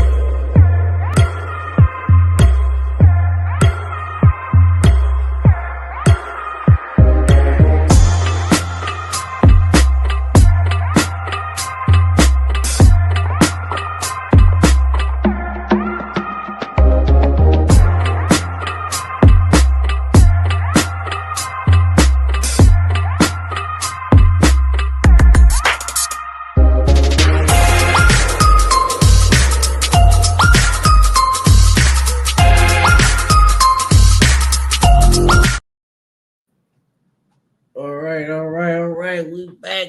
We back on this thing, man. We back on this thing. Like I said, man, we started off this thing, man, on Zoom. Can you believe that shit? Hey, you gotta start Can somewhere. you believe that Gotta shit? start somewhere, man. Yep. Man, ain't that the truth? Because, boy, we was on Zoom trying to edit them videos, man. Like, yo, crazy. Running out of data on my laptop, having to delete stuff. Rough. But it's all right, though, man. But as we continue, man, wait till everybody get back, man. But we can start talking about Michigan and Oklahoma, man. So interesting game here. I want to say let me make sure I put that on there right, man. Make sure they play each other, man. Because I was Mike had to roll. His son's in from West Point. He's what do they call him? The freshman. I don't know if he's a freshman. I don't know what they call him, but he had to hop off. His son's in. Hey, it's greatly appreciated, man. Y'all being on here in general is like really great. Yeah, Anytime we can work around like-minded people, like it's great. Yeah. Nah, we love collabing, man. And shout out to Mike's son, man, West Point, man. It's tough. That's a tough thing, man. Getting up there. So shout out to him, man. West Point is where it's at, man. Like once you get up there, that's it. You real. That's a tough one, man. But I love that though. I love that. Yeah, but let me make sure, man. Let me make sure What are you that. trying to make sure? Yeah, I'm just trying to make sure that I got that right because sometimes I'll be putting the wrong team sometimes. I think you're right there, Michigan and OU. Yep, Okay. it's in Norman too, so you're In right. Norman. So All right. Because huge sometimes I game. put the wrong team and they'd be like, "Nah, they don't play them at all." Like you playing that on college football 26 or something. No, but like I don't know. Oklahoma was interesting anyway, because I want to see more from their Mateer. transfer quarterback, man. He I looked want to see good. more from Mateer, because obviously he's the big fish. I felt like if he would have went there when Lincoln Riley was there, I felt like he would have probably won the Heisman. Because he was putting up numbers at Washington State, bro. And I'm like, if he was there with Lincoln Riley, he would put up even more numbers. They have more players, So, I but uh what's I up? like what Oklahoma's got. It sucks some of the guys they lost, like especially some of the guys that went to LSU. They took two really big pieces from them offensively, but this guy can spin it. Now, I mean, they obviously played Illinois State, so that's not really the greatest example of what he can do. But this week will be a really no. This week won't be the SEC, but you'll get to see. Okay, we get to play in the Big Ten. How are you going to fare against Michigan's defense? Kind of get the I would say gauge kind of what are you going to be able to expect like once SEC play gets open. Like is he still going to be able to throw the ball 30, 40 times? Is he going to be successful? Like how are they going to be like offensive? Because defensively, Oklahoma's going to be formidable, at least for the most part. Yeah, no, I just want to see more from Underwood, man. Like Underwood, obviously his first game. Not against anybody worth talking about anyway, but still, like he looked comfortable being the starter for Michigan. I mean, in terms of hype, he probably the best prospect they've ever had at quarterback, like ever for at least a long time. And it's pretty good to see him just comfortable. He seems to be really enjoying the fact that he's the quarterback at Michigan, and it's good to see. And it's good to see if Oklahoma can win when teams ugly it up, because I feel like that's going to be Michigan this year. They're going to have to win games ugly all year because I don't think they have the horses to outscore you. But what they can do is run the ball, steal clock, and make it ugly for you. Make you want to press the issue a little bit more when you probably should just chill. And I think they're going to do that a lot this year. Will they beat Ohio State again? Don't know, but this should be a fun game. Who y'all got with, or what y'all think about this matchup? Go ahead, Chance. Well, college game day's in town, so that's going to be Uh-oh. big. We'll see how they respond to that. All the hoopla, I guess, coming in with that. I like Mateer because a lot of the big time former quarterbacks and analysts like him a lot. I think he's going to show out in the big games. I think Oklahoma's built for it now, and I look for them to win by 10 or more. Yeah, I'm with you. I think OU Mateer looked really good, and he's got some experience. Michigan's coming in. Bryce Underwood, he's still a freshman. I don't care what anybody says. It's like he's a freshman. And Venables is one of the best defensive coordinators in college football. He's going to make it hard. He's going to mix coverages. He's going to really make Underwood think about what he's got to do. And if Michigan can run the ball, they can stay in the game. And I think you saw the other day, like they really, really, really wanted to run the ball. And when you've got a young quarterback like that, that's something that you have to have. And so we'll see. I think OU is going to be a big challenge. My personal opinion, OU's had a couple of down years, and they're not going to stay down. I mean, Oklahoma is Oklahoma, and this is a big-time matchup outside of the top 10, SEC versus Big Ten. I'm going with OU in this one. All right, man. What you got, Brandon? I I think Michigan is going to really double down on the run game because you do lack that experience in the quarterback position. I think they might try to let him throw a little bit more, but Oklahoma, like you stated before, I mean, Oklahoma's going to mix things up. They're going to bring it with defense. I just don't think Michigan has enough, especially offensively with their weapons. Because if Oklahoma is going to force Michigan to throw, let's just say if they shut the run down, they're going to force them to throw. I don't think Michigan has the weapons to be able to score like that on Oklahoma. And when you have a guy on the other side that obviously can spin it, throw it 30, 40 times a game and really like light it up, I think Oklahoma wins this one. I think it's easily a 2-possession game. Yeah. Okay, I got OU in this one as well. Like you said, Brandon, I don't think they have enough, man. It should be interesting to see. This is kind of Underwood's first big game. So just want to see how he looks. But I just think, the fact that Brett Venables is a guy that sends pressure. They're going to hit him and hit him early. And nothing gets a freshman quarterback really out of his whack is pressure. And the fact that he sends people from all kind of directions, I think that's going to confuse him a lot. But it's a teaching moment, and he'll be able to learn from that later. But not this weekend. They're gonna get beat up. But the Sooners get this one, man. So let's see what we got next, man. All right, we got Brett Bielema, man. That's my dog. I don't care. You can tell me Duke is the best team smoking. Illinois wins this one. I don't care. I love me some Brett Bielema. I agree. Yeah. I didn't think Duke looked very sporty this last week, so Illinois handles them pretty easy. Yeah, man. I love me some. I'm just glad Illinois ranked, man. What is up with that? For real. Man, what's up with that, man? We living in good times, man. Yeah. Illinois ain't been this good in a minute. Not since Saban was at LSU, so it's been a long time. Yeah, you're right about that. They had that one in 08 with Mendenhall when they got That was it, though. That They was went it. right But back. that was kind of an anomaly. Yeah, that was it. That was a one-time thing. After that, it was done.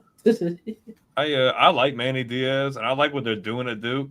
But I think Illinois, I really like what they're doing. I think Bielema's got them playing really well, and you've seen it last year. They can go up and knock anybody off on any given Saturday. I think just the desire and the way they play, they're strong, they're gritty, they're well coached. I don't think Duke wins this game. I got Illinois with the edge. Well, I always said Duke is like Duke and North Carolina are the jobs that you get. Stepping stone job. Yeah, to get you somewhere else, right? Yep. Like I want to say Spurrier was at Duke, right? And then he got Florida, right? And then you think about Mac Brown. Mac Brown was at North Carolina and then got Texas after that. But then you think about Fedora, who was there at North Carolina, and then that was it. You ain't never heard of him again, So like Duke is the spot that you Duke and North Carolina are two of those schools that are gateway jobs to everything else, right? So Manny Diaz obviously had a bigger job before that, but then has this job and he gets to see how he can do.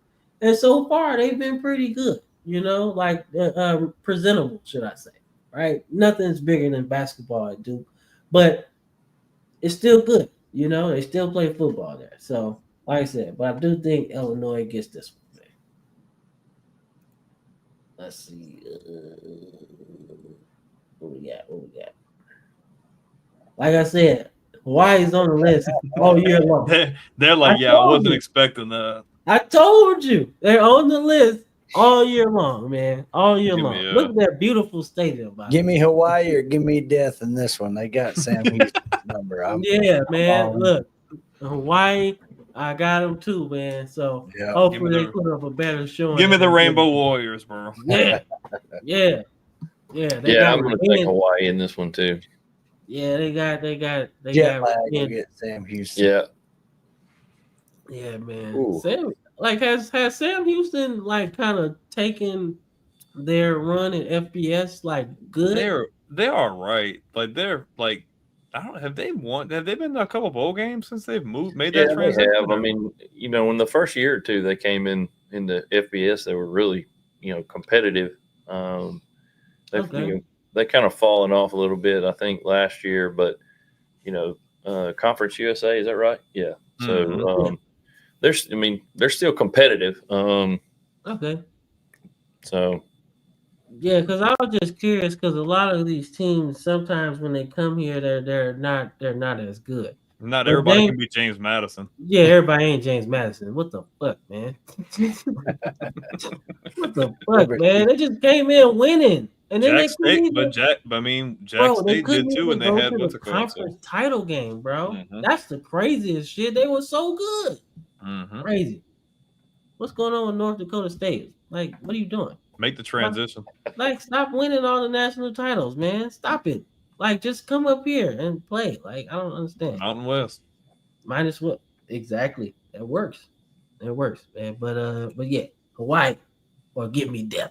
All right, man. Not a crazy game. But I just want that's a very ugly matchup. But a good helmet game. Come on, man. That's an ugly matchup. Boston College. Gross. That's so gross. Really? That's gross. So I you would would- definitely have yeah, rather matchup pick that the you other pick. game. Okay, ugly game. Whatever, man. It's Just- definitely an just ugly pick it. game. Michigan Pick the State is game, hot. Brandon. Michigan State is hot garbage, and Boston College is all right. Hot garbage. Yeah. Yeah, maybe we should Well, call you Mel don't like Tucker Aiden back. Childs at all, that quarterback? There we go. Okay. I heard Mel Tucker's available. Yeah. Don't do that. That's nasty. He stole a lot of money from them. He didn't just do that. Allegations. I don't know. I'm Yep. not talking about that. Allegedly. That's off limits. give me Boston College. Yeah, they got a Bama quarterback. So Mhm. Boston College. And plus, Bill O'Brien's Yep. comfortable now because he got a pocket passer. Yep. Okay. I mean, he's proven he like can win at the collegiate level. So Yeah, man. Like I said, I just didn't like what he did at Alabama because he kind of nerfed us a little bit. But he's always good for me for what he did for Penn State after all that shit. That's So right. He's always good for me. Yeah. So. But I got BC as well, man. yeah, I'm gonna take Ugly BC game. in this one. Ugly game. But not an ugly game, bro. We got some Big 10 action up, Big 12 action up in here. My bad. old school Big 12. Oh, that's Big Old Eight, school isn't it? Big 12. Yep. Oh, Big Eight conference. Yep. Yeah, we got some good up in here, bro. Hey, I was looking at Jalen Daniels, man. What the fuck is he on? He got like 300 yards rushing or something. Yeah, I like him a lot. Like, Typically, I wouldn't do this, but I'm going to go rock chalk Jayhawk on this one. Whoa. Wow, against the SEC. Yeah, yeah. Give me KU. Probably get disappointed in it, but I like Daniels. He felt offended when he said he picked Kansas. Hey, give me a jump ball. I'm all for basketball in this one, bro. Oh, not the Jayhawks. You can't do me like that. Nah, like I said, Mizzou is my other team because I'm from St. Louis, Missouri. There you go. So it's kind of a hometown thing. So I'm always with the Tigers, man, especially when it comes to Kansas. But I love the Tigers here. I really want to see what their quarterback does against some pretty good competition because he really looked good in their game against Central Arkansas. I was like, man, he got some wheels on him. Let's see what he can do. I like that. We didn't have that last year. I love Brady Cook. He's also a Missouri guy from the state, so it's a good get in recruiting. But I really want to see what this guy does, man. And Jalen Daniels is electric, man. So as long as he can stay healthy, this is going to be a good game. Yeah, I think it's a battle for Kansas City. I'm going to go with Mizzou. Mm-hmm. All right. I'm going to go on with them, man. I'm an SEC guy. I'm going to go with a chance on this one. I'm going to go Kansas. Thank you, baby. Oh. I'm going to try something different. I'm just going to try something different. You know what? Do me like this. Look, if Jalen Daniels plays at the level we've seen him play, like when he's confident he can make plays, like that's going to be a problem for Missouri. I think Missouri's got talent. I like what I've seen from the quarterback, but I don't know, man. I got a good feel. I'm not going to say I have a good feeling about Kansas, but at least in this game, I think Kansas wins. I'm not saying convincingly, but I think Daniels gives them the edge and they win this game. I actually like Jalen Daniels, and if this wasn't a homer pick, I probably would.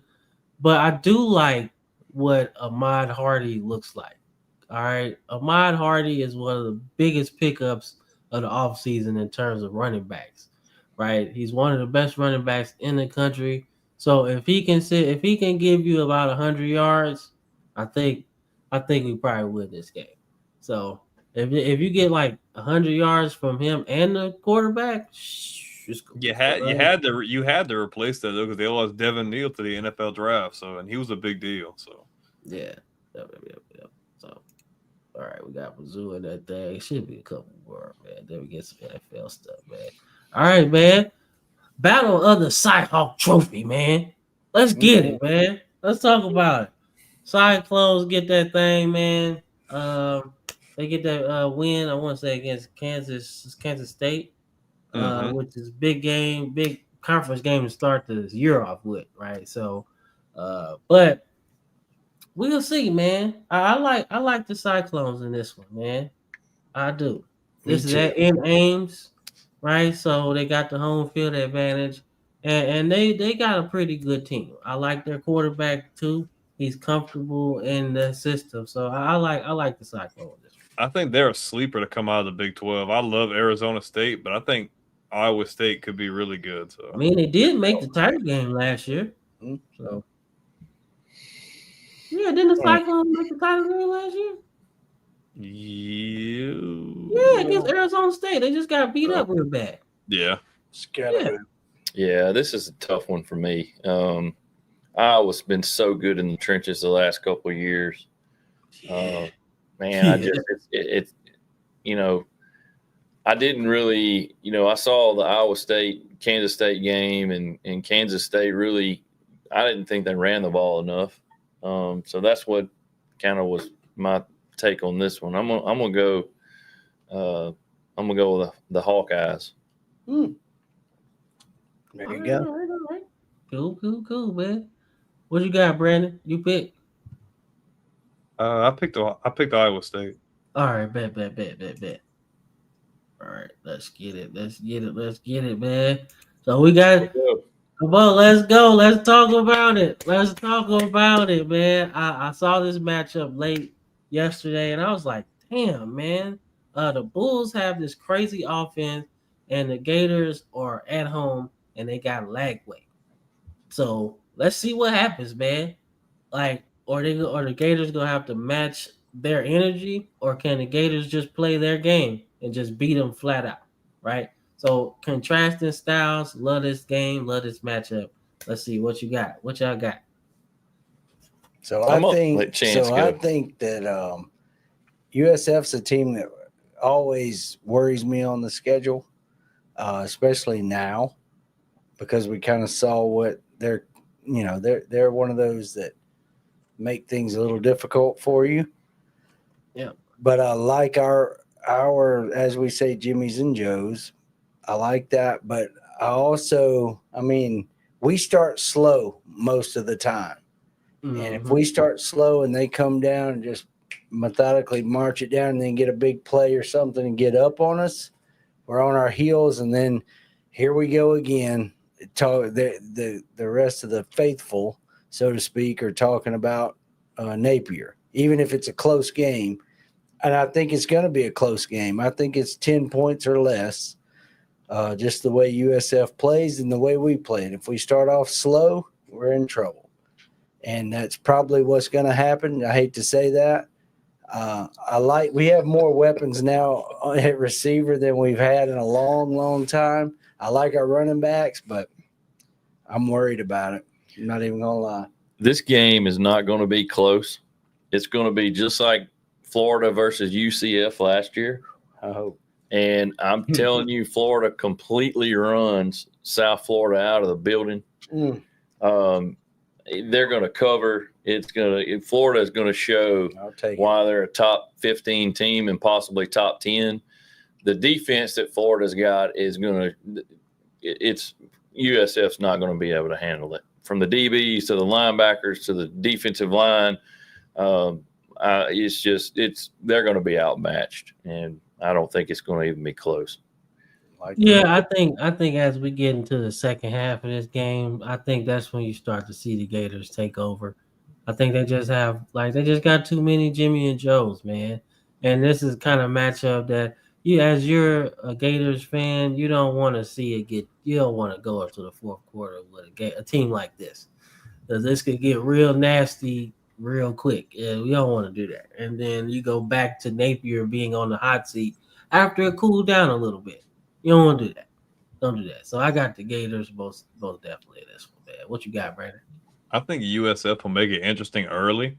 Like just trying to catch Florida off guard, try to get down the field and score some points.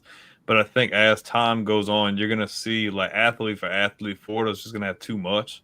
And I think another year with Lagway, especially getting that experience working in the offseason, I think you're going to see those strides he's made, especially like being able to complete the ball, like being smart, making good decisions. I've got Florida. Okay, bet. I like it. Notre Dame just scored, by the way. Yeah, weren't they down like 21-0? Yeah, it's 21-14. 21-14. Dang, Cam. Did we pick Miami, Cam? I feel like we picked Miami. We might have split though. We might have split because I was thinking, I was like, man, maybe CJ Carr, could get a little comfortable. Yeah, I think you picked Notre Dame. I picked Miami. It's 21-14 now. Okay. Nah, see, that's what I'm saying, man. Sometimes you gotta find the right quarterback, man.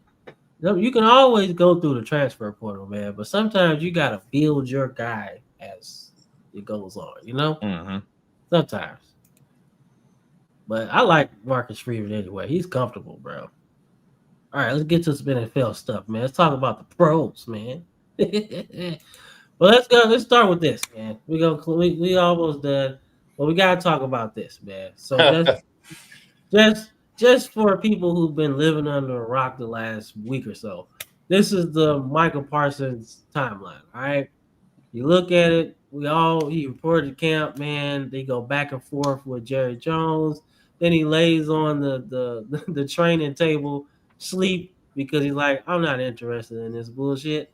And then obviously he gets traded and gets his money. So what do y'all think about this move? I personally think that the Cowboys fucked up anyway, but I also think the Packers just made the NFC North just a little bit interesting. What y'all think? I tend to agree with that in some aspects.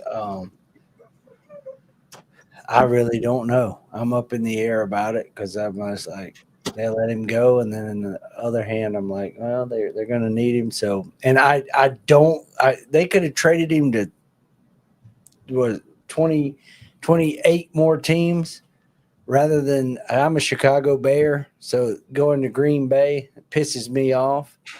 Now Caleb's got to deal with that, and so I'm not really liking that shit very much.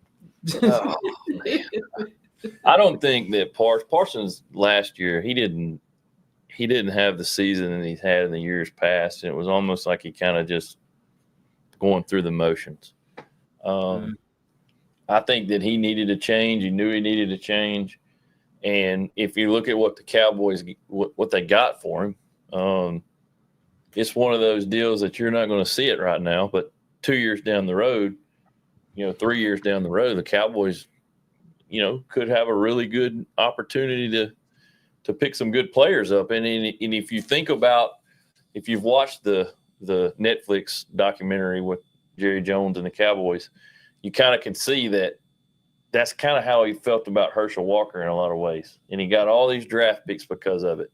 Got all these guys, and then he cut them, and then they got more draft picks. But I don't think Green Bay was stupid enough to do that. But and he built it through the O-line. Yeah, and he built it through the line. And so, I think he's looking at it from that standpoint. I think he understands the Cowboys aren't a Super Bowl contender right now. And in order to get to that point, you're going to have more than one guy. And, I just look at it from that standpoint, and I think that it was a good move for the Cowboys, even though their defense is probably going to suffer a little bit this year. But we'll see. Yeah. Go ahead, man. Well, initially I was all for them paying him and getting him paid, yada yada. But as the trade goes through, and I've had a few days to marinate on it, yeah, it makes sense for Green Bay. But are you going to get that same production out of him? Is he going to be a distraction for the rest of your defense? Green Bay's got a really good roster, especially defensively. You lost a couple guys, but they're still really talented. But I tend to resonate with what else he had said. And when you're looking at the long game too, it's you got a good player in return. I think he's going to be an immediate playmaker for them on defense. And those 2 first-round picks, if you're able to hit on those, could be really good for you, bigger picture down the road. I forget what years. I think it's a 26 and a 27 first-round pick. If you're able to really address key needs and you can really nail those 2, I think long-term you could be good. Obviously, the Cowboys have a lot more problems. You have some good players that do have a lot of holes and some places they need to improve on.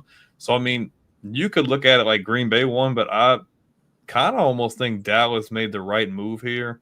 You got a good player in return. The first-round picks could be a lot of upside. Obviously, you could bomb those, but I tend to think that, I think Dallas made the right decision. So, for me, I just think, this whole situation started when you paid Dak $60 million. Yeah. All right. Yeah. Look, I get it. He's been good. He's been average. He's been up and down. You've been relevant, not Super Bowl contenders at all. Right? But this whole problem started then. All right. Because out of all the quarterbacks that's gotten this money, he ain't the one that's supposed to be the highest paid. I'm sorry. Yes, he's probably a top 15 quarterback, man. Maybe top 10 if you're squeezing it. You know what I'm saying? Yeah. But not $60 million worth. He hasn't done anything. Not many Pro Bowls, not many All Pros, no deep playoff runs. You can't reward a guy for doing nothing. I'm sorry. That's the whole quarterback market right now. Unless you got MVPs, All Pros, Super Bowl appearances, Super Bowl titles, you shouldn't be getting all this money, right? But that's the way the market is right now. And that's where this whole thing started, man. And I think he already knew, if I'm going to get this contract, I'd rather go somewhere where I can win. And he ain't going to win there. But I tell you what, with the Packers, he's got a shot. Because they already got a good defense, man. They got some really good players over there, right? And offensively, they're figuring it out, right? I think me and Brandon went back and forth when we were like, man, can Matt LaFleur really do what he's supposed to do, right? And I felt like he got his quarterback. He ain't got to deal with Aaron Rodgers' crazy ass no more, okay? He got his own quarterback. I can mold Jordan Love into what I want him to be, not what Aaron Rodgers used to be. You know what I'm saying? So he's good now. So I think this move is perfect for the Packers. I think it's, you got to start somewhere if you're going to rebuild the Cowboys. But it starts with Jerry Jones getting the hell up out of there as GM. Get up out of there. Get up out of there. You can't do it without Jimmy. You've been trying to do it for 30 years. It ain't working. You can't do it. Okay, he ain't going until he's 6 feet under, bro. Hey, you hate to say it, but sometimes it's true. That's what it's got to be. You got to go. You know what I'm saying? You ain't gonna give it to nobody else but your kids. So don't let Stephen Jones call the show, because I'm pretty sure he like, yo, what the you doing? Dad, come on, man. You blowing it, Chief. You blowing it. So that's the whole thing, man. But I think both teams, I think the Packers won the trade, at least if we're talking about right now. But they both got some positives out of it. But wasn't nobody giving you 5 first-rounders and all of that shit. I'm sorry, we ain't doing that. So, but let's pick some games for the start of the thing, man. And then we're done, man. We're done. This game just got a little bit more interesting. You know, Mm-hmm. so you got a team with a bunch of pass rushers now on both sides. So what y'all got? Lions, Packers, week 1. I hate to do it. It's NFC North all the way, and like I said, my squad.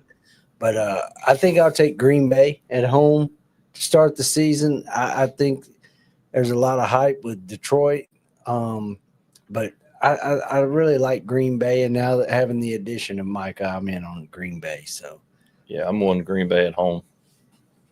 What you got, Brandon? Give me Detroit. I'm gonna break the norm. I think. Woo-hoo. I think they. I don't think they deal with that injury bug like they did last year. They get Aiden back. They got a lot of really good returning talent back. I understand new coordinators, but I think the message is still the same. I think Dan Campbell is going to be more of like the focal point, him just driving home his message about being physical, being coached well, and just making smart and good plays. Give me the Lions. there you go. I think I'm getting the Lions vibes too. I just think the fact that they can mix it up, right? Right. Mix it up offensively just scares me a lot, man. Like because like there's certain teams they don't match up well with, but this ain't one of those teams. Right. They got they will attack the Packers secondary with all their receivers. And if you try to go cover 4, they got 2 running backs that give you 2 different skill sets, right? And then you got the Packers who, they drafted Matthew Golden, but he's not going to be your number 1 already. He has to develop into that, right? So passing the ball once, if the Lions get up in this game, what can they do to score real fast? Yeah, you got Josh Jacobs, but that's in a dog drag it out game. If you scoring, you got to score back, and I don't think the Packers have that firepower. But Micah Parsons is a good equalizer to get after Jared Goff a little bit. So we'll see. But I got the Lions, man. I got the Lions for this one. Let's see. What we got? All right, man. We got an NFC South showdown right here, man. The top 2 teams that me and Brandon picked in the preseason. Like that's it. The Saints ain't gonna be shit, and the Panthers ain't gonna be shit. This is a 2-horse race right here. So whoever wins this game gets a head start in winning that NFC South title. So I am a believer in the Falcons, man. I really want to see them do good. They got a host of talent. They just gotta use it, Right. Penix is now the starter, and it's not even a question. So maybe this will open up Kyle Pitts to be the generational tight end that we thought he would be. I hope so. I love using him on Madden. Nobody stops him on Madden. Why can they use him like that? Go routes, out routes, you know what I'm saying? Use that speed and that athleticism. I don't know. I'm not a coach or whatever, but I'm just saying it should be easy because he can, be a mismatch. Right. But whatever, right? I'm not doing it. But I do like the Falcons here. I love Bijan. I also like what they've done on defense, right? Brandon knows I love their new duo. James Pierce Jr. and what's one? Jalen Walker. I love that duo. So if they let them eat like they supposed to, Baker Mayfield's gonna have a rough day. What y'all think? Give me Baker Mayfield and the Bucks. All right. What you got, Brandon? Give me the team that has been on a run, man. Tampa's got a really good roster, and all they've done has gotten better. They've come to play in the playoffs, man. They've played the heavier teams in the NFC really good. I don't feel like they've gotten worse, and I think all Baker has done has gotten better. And I think he's poised to have a really good year. They got more guys offensively. Obviously, they got a couple of injuries early on, but I think when you're going down the stretch, they're gonna be really good. Give me the Bucks here. All right. I agree with you 100%, Brandon, for those reasons. I think they just have too much. Yeah. Yeah, and like I said, I just like that pass rush duo, man. I just like to see 2 guys get after the quarterback and just change the game. But I do kind of understand the concern with Penix. It'll be his first real start. So we'll see. Mm-hmm. But this is gonna be a good game though, because like I said, it's a 2-horse race. Let's see what we got. All right, the game that got a little bit less interesting. But nonetheless, man, the Eagles obviously celebrating their Super Bowl championship. Yeah. So they got their game on prime time to start the season. So the Eagles obviously they retooled. They got Jahad Campbell coming in there. They got a bunch of guys. I don't care who it is. But they also lost a lot of guys in free agency. So should be interesting to see. But they're gonna win this game. Dallas probably has no shot. I don't know. But Eagles all the way. I think Dallas may keep it closer than you think, but I agree with you. I like Philadelphia to win at home and celebrating the championship. I like it. We'll go Philly. There's not many times you see a Super Bowl team. Most times you see a team come up with a Super Bowl, you see there be kind of a drawback, or you lose a couple players. I feel like all the Eagles did was get better. All Howie Roseman has done is just be in his bag for the last 5 years or so. They got better. They're retooled. They're just really good. I just don't think the Cowboys have enough. They might make it interesting early on, but the Eagles just have too much. Give me Philly. There you go. All right. That's what I like, man. And then we end this thing where our season ended. Good one. Where our season ended last year in the snow. Thanks, Mark Andrews. Thank you. But nonetheless, man. So a little rant here for me. I don't have nothing to say about my Ravens for real. It's either Super Bowl or bust. Anything less is not an excuse. You picked up Jair Alexander. You picked up such and such a guy in the draft, and they all were gonna play this year. So no excuse, man. You got Lamar Jackson. He's obviously shown he can pass after last season. Kind of, in my opinion, kind of snubbed out of MVP. Almost robbed, honestly, because that was the best season. He should have probably, if they were going to give it to him, I would have gave it him to him. I can't talk. I would have gave it to him last year over the year before. In my opinion, I don't feel like Josh Allen was the MVP. They gave Josh Allen the MVP because they feel sorry for him. Like that's all that is. Like he's a really good player, but he was an MVP over Lamar Jackson in my opinion. You can't beat Mahomes, but here you go. Yeah, consolation prize. Yeah, but I got my Ravens here, man. I just think they're gonna be turned up for this game because they lost this game basically. This is where their season ended. So if you're gonna go on a Super Bowl run, this is a perfect start. Let's avenge what happened last year and not talk about it no more. Let's just go on and get it done right now.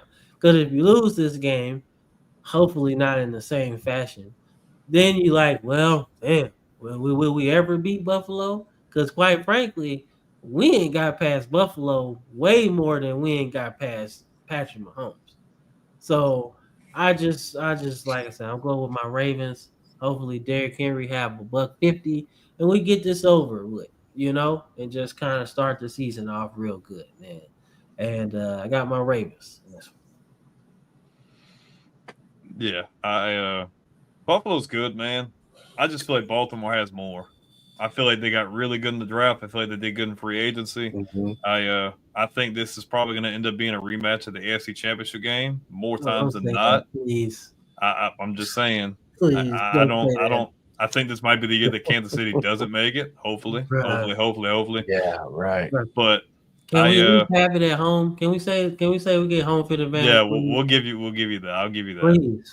But I'm not trying to play not against Bills Mafia.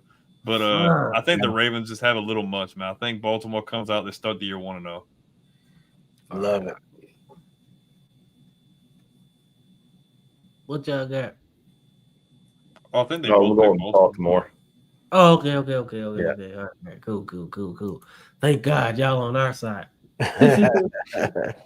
All right, man. So, first of all, thank you guys, man, for being. Thank you for having us. Yes, sir. We really enjoyed it. Right. This was a bit drawn out. But this is how some of these episodes tend to be. But yeah, we sorry, man. We understand. We'd love to have y'all on our program soon. Oh hey, man, that sounds great. Yeah, love to, man. But we always ask our guests, man, where can people find you? Where can they find your content, man? How can they follow you? Thank you for that. JD, Yes, why don't you sir. tell them? Yeah, so we're on Facebook, YouTube, at Jumping Offsides on YouTube, Facebook the same, Instagram and TikTok at Official Jumping Offsides. We post on all 4 of them. Mainly right now it's YouTube, and we have a weekly show on YouTube during football season. We usually post it Thursday or Friday. We're on Spotify and Apple Podcasts. Also, you can find us there. Are y'all year round as well? Or- We during the off season we would have one every 2 or 3 weeks, once a month or so. We had a lot going on this year. Oh, So, but we tough. mainly mainly did it during football season all the way up through the bowl games, and then we kind of took a little break after the bowl do games. y'all lean more towards the college side? I would assume We like do. Yes, just sir. based off of We do. what I've watched, it seemed Mhm. like that. I was just curious. Yeah, That's it's right. more lean toward college football. That's kind of our passion, and we College Mike football's way better. Mike played at Florida, and he goes to every game, and so we've just got a kind of a connection there, and Chance goes to quite a few games in Gainesville too. So Man, y'all got some really cool. I don't know who's got the connections, but y'all got some really cool guests, man. Every time I freaking scroll through, I'm like, man, they got this guy, they got that guy. Man, I'm like, man. Yeah. We I kind had of all Shane collaborated Matthews with on that. there. I was it's kind like, of a combination. Yeah. I was like, We I played really golf like with Shane Shane Matthews. late last year, and of course he and Mike, I mean, they're together all the time. So big golfing buddies. So, Yeah. Shane's actually going to hang out with us a little bit next Baton Rouge. 2 weeks whenever LSU and Florida play in Baton Rouge. So he's gonna Man, come y'all hang were out talking with us. about y'all at Mark Brunell's place. I'm like, oh man, that's dope. Like I loved Mark Brunell as a kid, especially in Jacksonville. So That's Bro, right. Me too. Oh yeah. I love me some Mark Brunell, man. The lefty. That's yes, right. sir. Just like He me. can spin that thing, man. Him and Jimmy Smith, Keenan McCardell, You Fred already know. Taylor. Freddie T. Yeah. And them jerseys. Yep. Take me back to the 90s, please. Sick, man. Yeah. Take me back. But we appreciate you guys for being Thank on you, here, guys. man. And we'd love to, flip the collab the other way, man. Absolutely. Yes, sir. Yeah, Absolutely. Let's get together and figure out what works best for all of us, and Yeah. we'll definitely have you guys on. Sounds All like right. a plan. Thank you guys again. Thank you so All right. much. Thank you all. Appreciate you. You have a great night. You too. Well, first of all, before you guys do anything else, okay, making sure my mic's working. It felt like really, really quiet. Before you guys go any further, please go follow these guys, man. I'll put the graphic back on the screen for a second. Check them off. YouTube, Facebook, Instagram, Jumping Offsides Podcast, man. They have all kinds of really cool former players. You can't go wrong, man. I've seen Charles Taylor You on should have kept it there. on there. I was on it. They would tell me all the freaking people, and I'm like, man, y'all had Charles Taylor on there. Man, we was by Mark Brunell's house. I'm like, oh man, bro, what's going on? Mark Brunell house?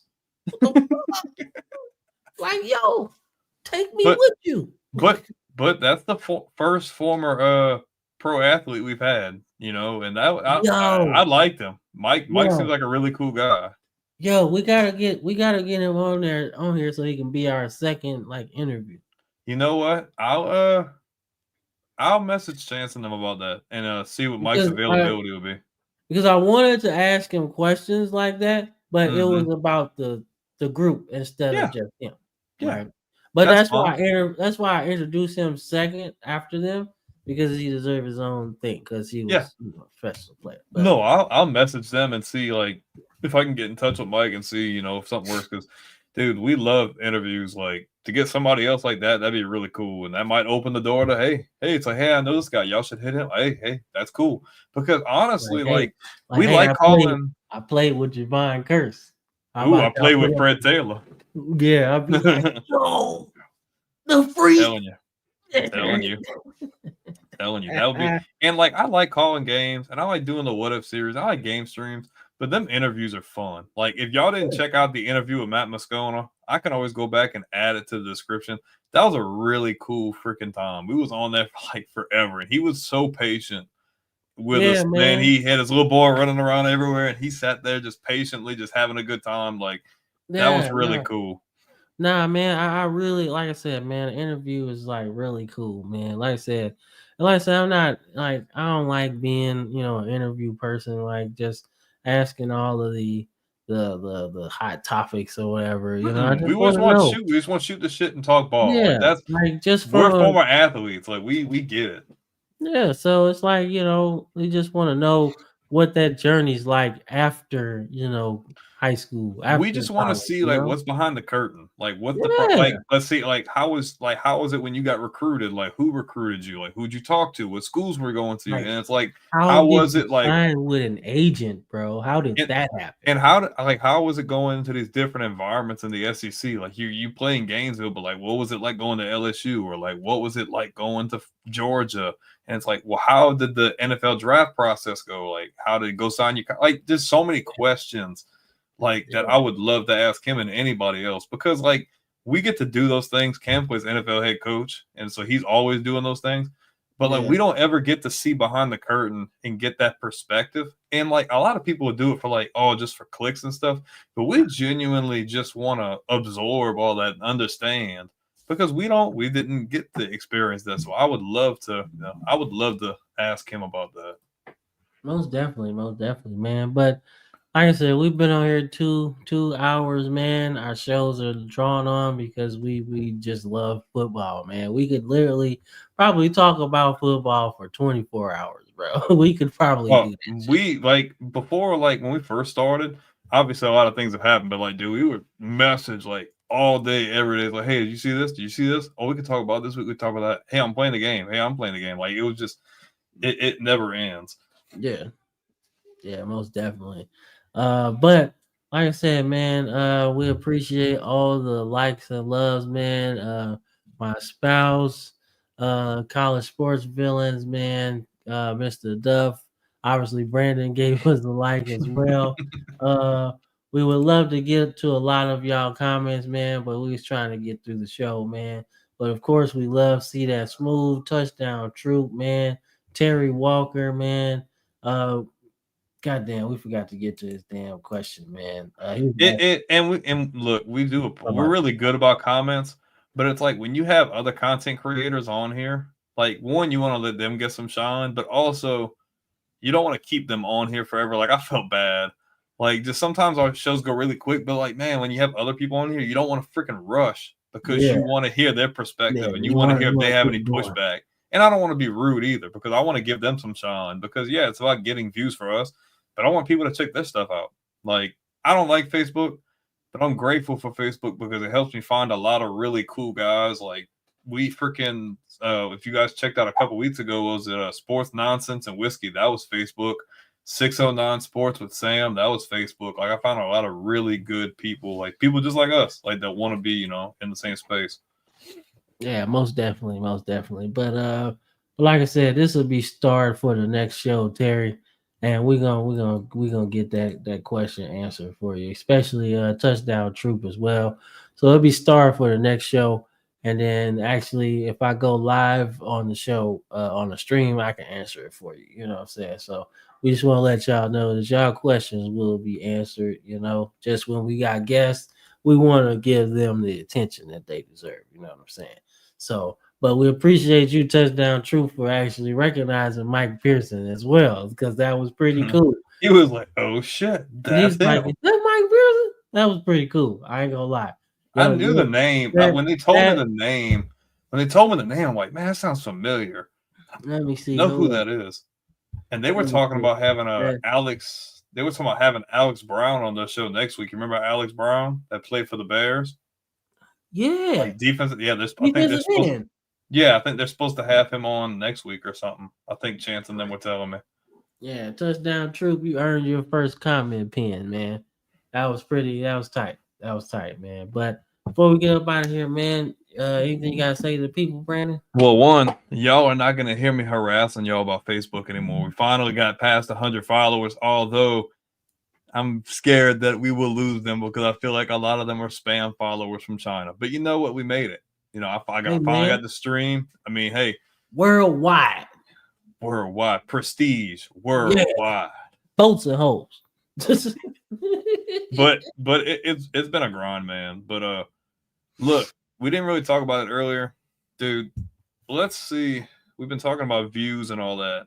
You guys, we are so freaking close. We are almost to 94 million views since June of 23. Like within less than 2.5 years before the end of the year. Help us get to 100 million, man.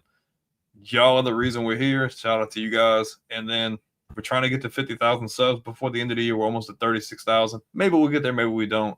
But shout out to you guys, man. Like I said earlier, if you like this kind of content, smash the like button, follow, subscribe across all the major platforms on the banner below. And let's close that margin in. You guys like watching us. Dude, NFL's right back. College football's back. You need to pick who you're going to watch. Who are you going to go to for all the takes? Who are you going to go to for the shorts? Who you're here. Don't take the stairs. Take the elevator. If you're on YouTube, man, subscribe. It's completely free. We're not asking for any of your money. And the cool thing about YouTube is if you subscribe, hit that little bell notification. So every time we go live like this, every time we do a poll, game streams, anything, you get the first notification out of anybody. So you don't miss a beat. You're up to date. You're really good and ready to go. Yes, sir. Yes, sir. Couldn't have said it better myself, man. Just to let y'all know, he's on fire!